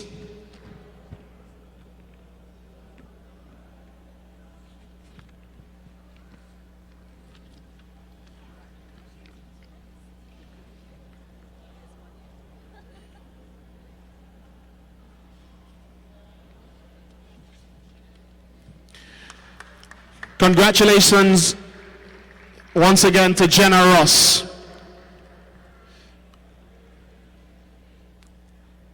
Among the men, in a time of 1 hour 14 minutes 42 seconds, a round of applause for Kelvin Johnson.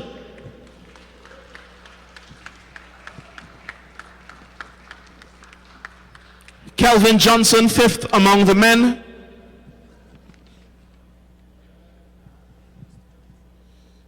And it seems as though Mr. Johnson is not present at the time, so thank you to Ms. Taylor Hanna for assisting us with the 5th place distribution. I'd like to call upon Mr. Jason Julian of First Citizens to assist us with 4th place. And in the ladies division, let's give a round of applause again to Lindsay Mees of Trinidad and Tobago, Her time, 1 hour 36 minutes 53 seconds.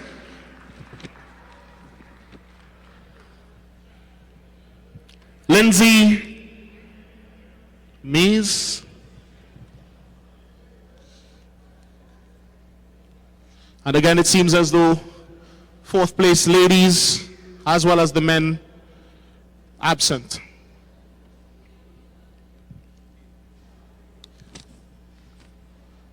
Fourth place among the men, Alexis Pena out of Caracas, Venezuela. Alexis Pena, fourth place among the men, and his time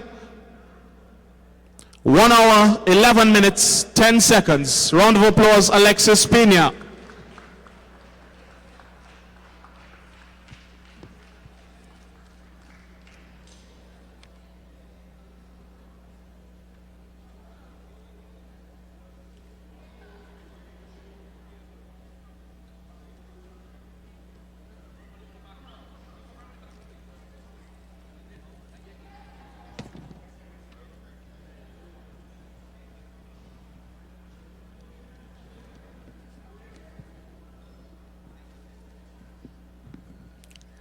Congratulations once again, Alexis, and thank you, Mr. Julian. We call upon two persons to help distribute the third place prizes, Mr. Dexter Charles of First Citizens and Miss Elawati Tukaran, Deputy Campus Bursar. Third among the ladies went to Christelle Laurent of Guadeloupe, and her time 1 hour 34 minutes 51 seconds. Third overall, Christelle Laurent of Guadeloupe. That prize will be distributed by Mr. Charles. Ms. Tukaran will assist with the lovely bouquet. They both will stay on to assist us in distributing to the men as well, or the male. Third place in the men's category, Peter Nkaya of Kenya, in a time of 1 hour 11 minutes 3 seconds. Peter Nkaya of Kenya.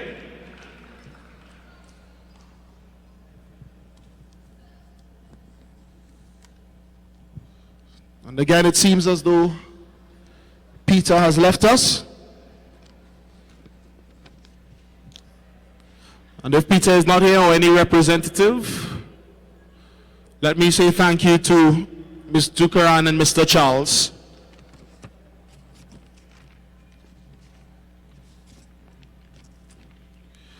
Let's bring to the stage Professor Rhoda Ruddock, who is the Deputy Campus Principal, to distribute the second place prizes. And as tradition goes, we start ladies first. She is our very own Tonya Nero, ladies and gentlemen, in a time of 1 hour 18 minutes 41 seconds.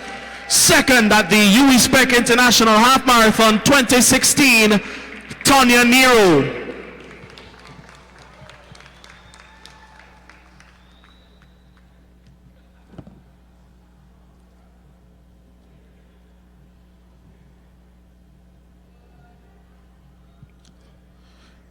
Ms. Ruddock, would you kindly remain? And let's call upon second place in the men's category in a time of 1 hour 9 minutes 37 seconds, Riche Perez of Cuba.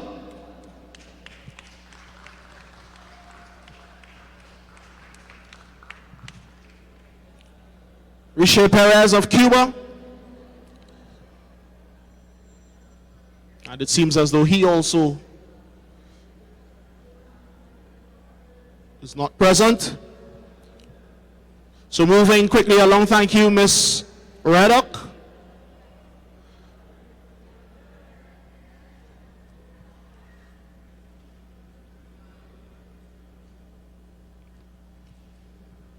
And I'm told actually that Mr. Perez is just outside the door, should be. So bear with us kindly.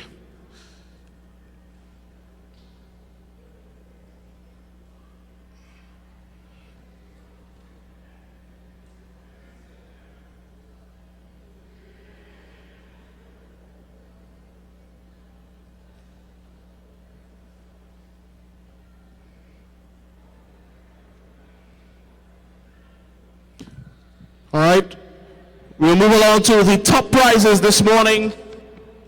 And let me call upon Campus Principal Professor Brian Copeland to assist in the distribution of these two prizes to our top finishers, men and women.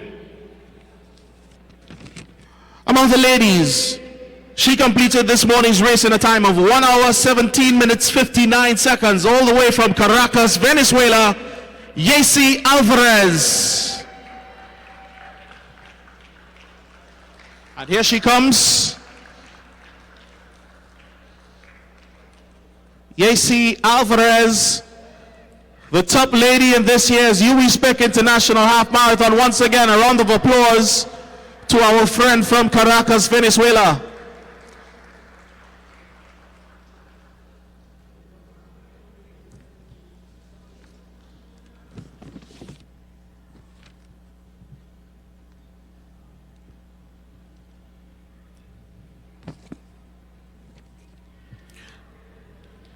Professor Copeland, please stay with us, because winning the men's equivalent just outside of our course record, which stands at 1 hour 5 minutes, ladies and gentlemen, he completed it in 1 hour 5 minutes 48 seconds. Our friend from Kenya, Hillary 2, champion of the UWI International Half Marathon 2016.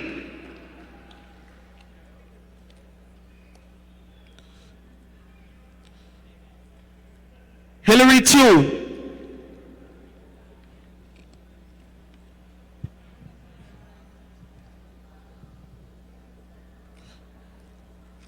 Once again, it seems as though Mr. 2 is not with us, but that is, or those.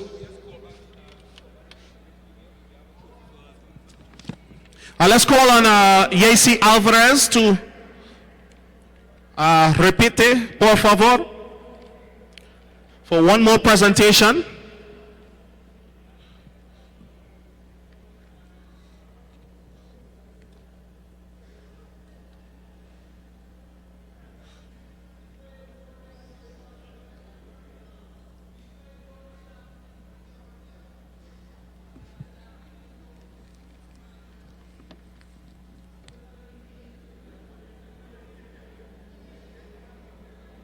Congratulations to all our winners and indeed all of our participants. But before let me ask Mr. Copeland just to break from protocol just for a second to welcome Mr. Johnson, who I believe has joined us. Men's 5th place overall, Kelvin Johnson of Trinidad and Tobago is here. His time once again, 1 hour, 14 minutes, 42 seconds. Let's give him a round of applause.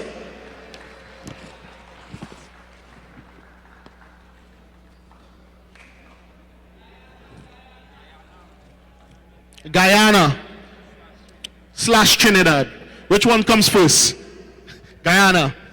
Kelvin Johnson, definitely no stranger to us here at Trinidad and Tobago.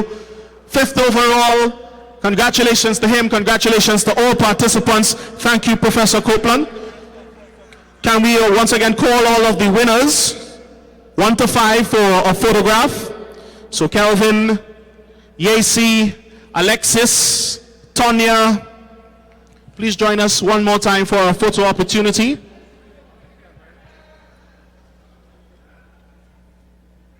With our campus principal, vice principal as well.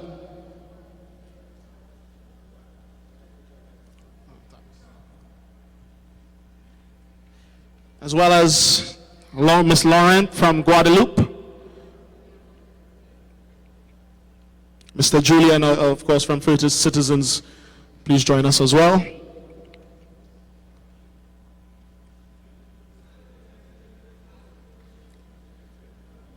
Tonya inside. Put Tonya inside of you. So you have 1 and 2. Yeah.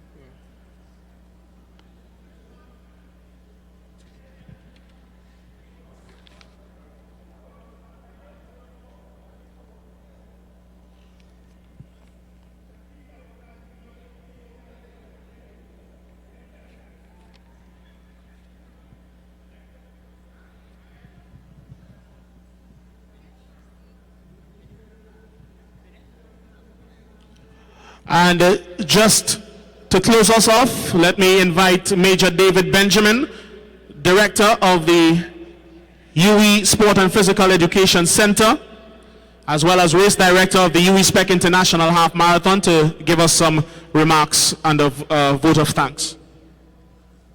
Ladies and gentlemen, let's say a loud round of applause for our winners today.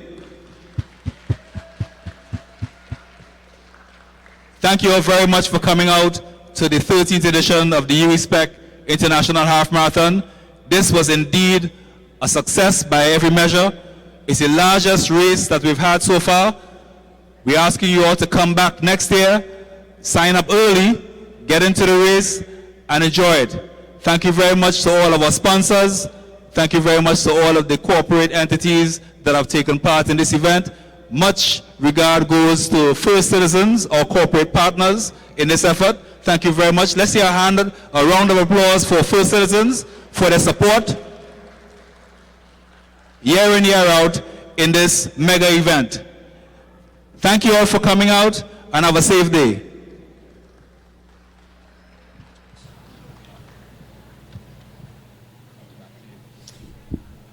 All right, well, we have just seen the prize-giving ceremony.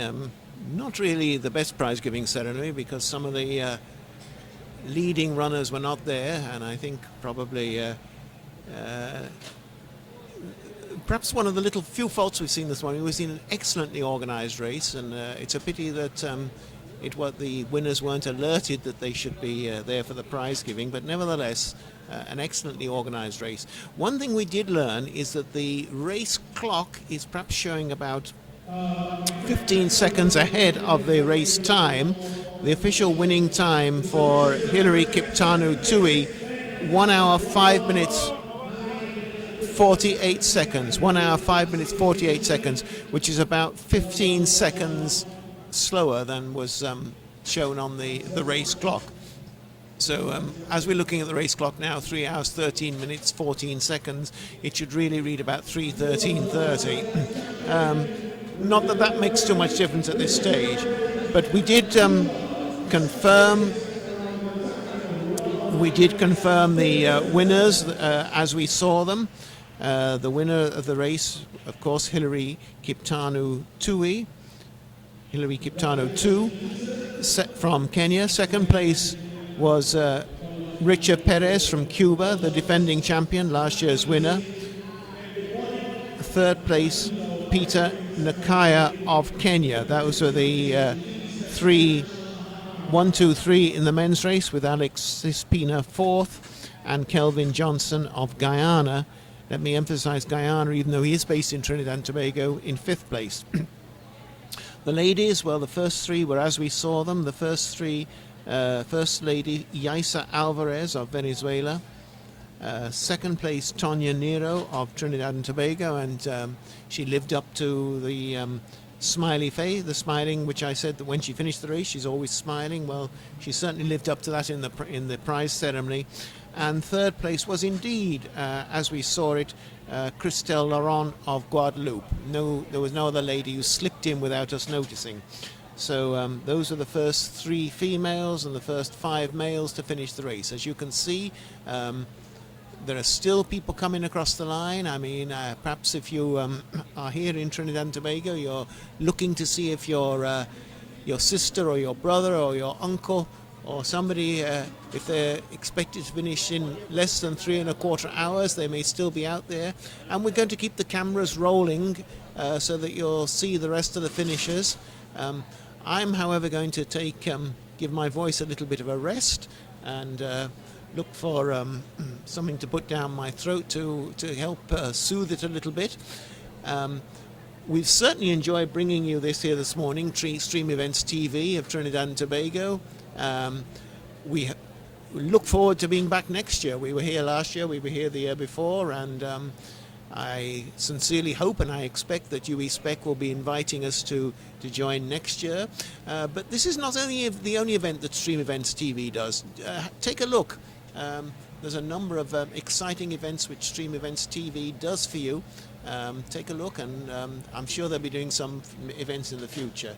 So it's a website to keep an eye on, Stream Events TV. And again, remind you, if you didn't see any of this race or you want to see it again, it'll be put up there for you to see the rerun as you want. So keep an eye and keep well, I was going to say, put it as one of your favorites in your browser and keep changing to Stream Events TV to see what is there. Put it as a favorite on your browser, see what is there, keep replaying this race. And for those of you who may know somebody who was running and wasn't able to watch the race, tell them to watch the race, and they'll probably see themselves at the finish line, because I think we've managed to capture most of the finishers, if not in actual identifying them by name. We've seen the face. So tell anybody you know who ran to watch the recording of the stream, and they'll at some stage or other see themselves crossing the finishing line. Like we can see a number of people crossing the finishing line now. Some of them smiling, some of them taking it seriously. 3 hours 17 minutes. We now know that clock is a little fast. It's about 3 hours 17. We've got to add about 15 seconds to that. But we've certainly enjoyed bringing you this race here this morning. We hope you've enjoyed it. Thanks again to UWI SPEC for inviting or letting StreamEvents.tv bring you this event. And we'll see you again. Well, I'll see you again next year here, but if you watch StreamEvents.tv regularly, you'll be seeing a lot more events. So for now, goodbye. If you're in Trinidad and Tobago or on our time zone, enjoy the rest of your Sunday. If you're on another time zone and you're moving perhaps into the next Sunday night, if you're on the other side of the world, enjoy your your week at work. So that's all from me for now, but it's certainly not all from the picture. We're going to show you the rest of the race as it goes on until, well, perhaps the last finisher. So bye for now.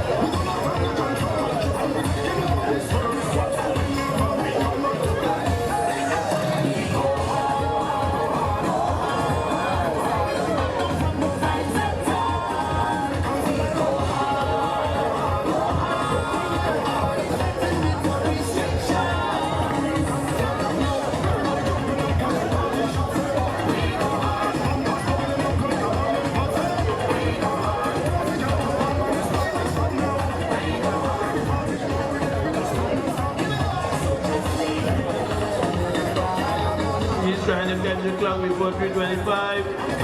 Well, of course.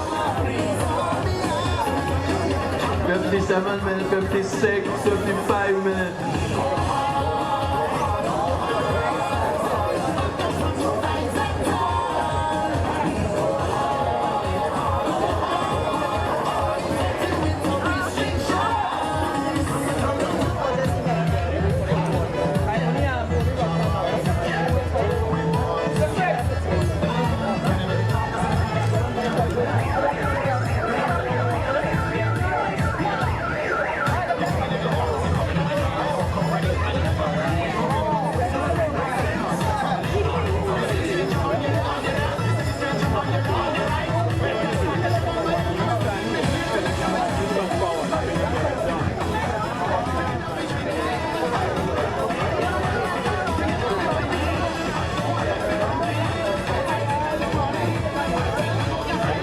Car keys were found along the course this morning.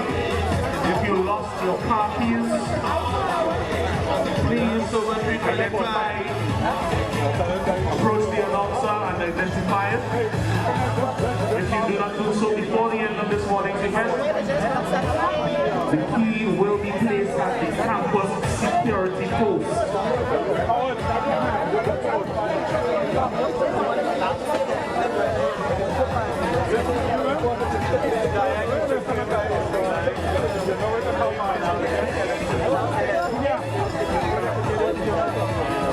Paging Miss Dilsey Neves. Miss Dilsey Neves, please come to the front of the SPEC building in the vicinity of the television screen. Paging Dilsey Neves.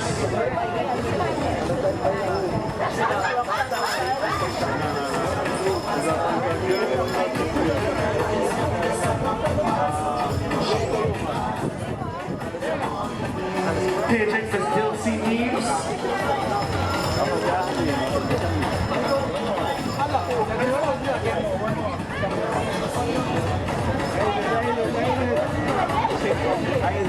Miss Dilsey Neves, please report to the security booth. The security booth to at the entrance of the SPEC compound. Miss Dilsey Neves.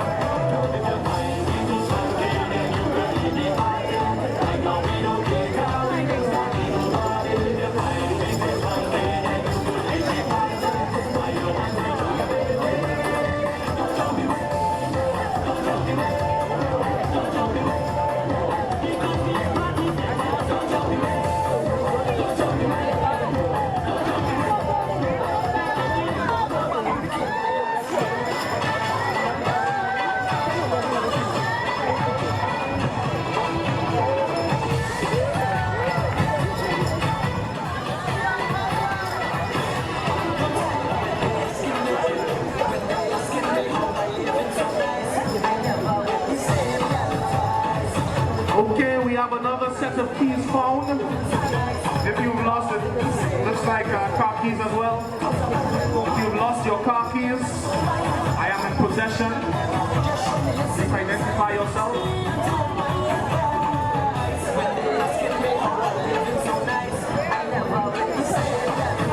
We also paging Dexter Surratt. Dexter Surratt, please report to the medical tent. Dexter Surratt, please report to the medical tent. And we are reporting a set of keys found. If you've lost your keys and you can identify them, I have them.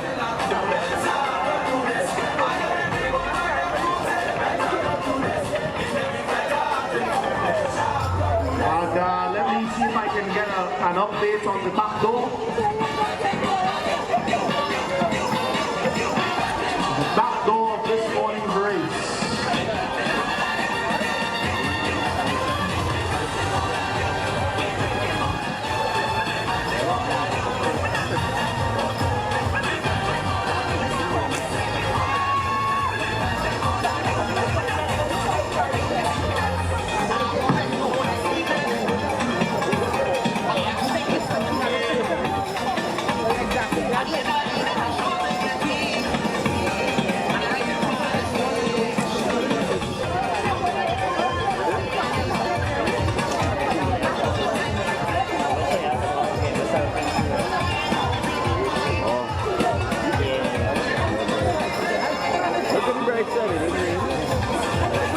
I guess. Literally the last 2 years. Wow. I've been doing this in the rain.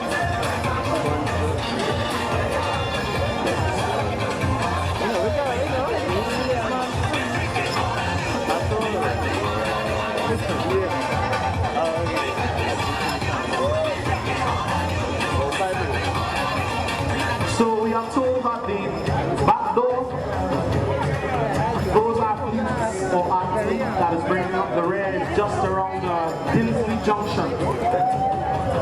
Not too far from here. Stones throw away, you know. I hear some people respond with a food. Not too far there, right there. Right there, right there. I think I'm up seriously now. Short drops right there. Dinsley Junction. You can take a little bit more sun right there. We're doing on the beach after for sure. So once again, this is all part of the UWI SPEC International, ladies and gentlemen. For 2016, our 13th edition overall. And going strong. Congratulations once again to all participants, finishers, including number 783. Here she comes. Not too many of us, but I'm sure we can lift our voices. Hey, why not?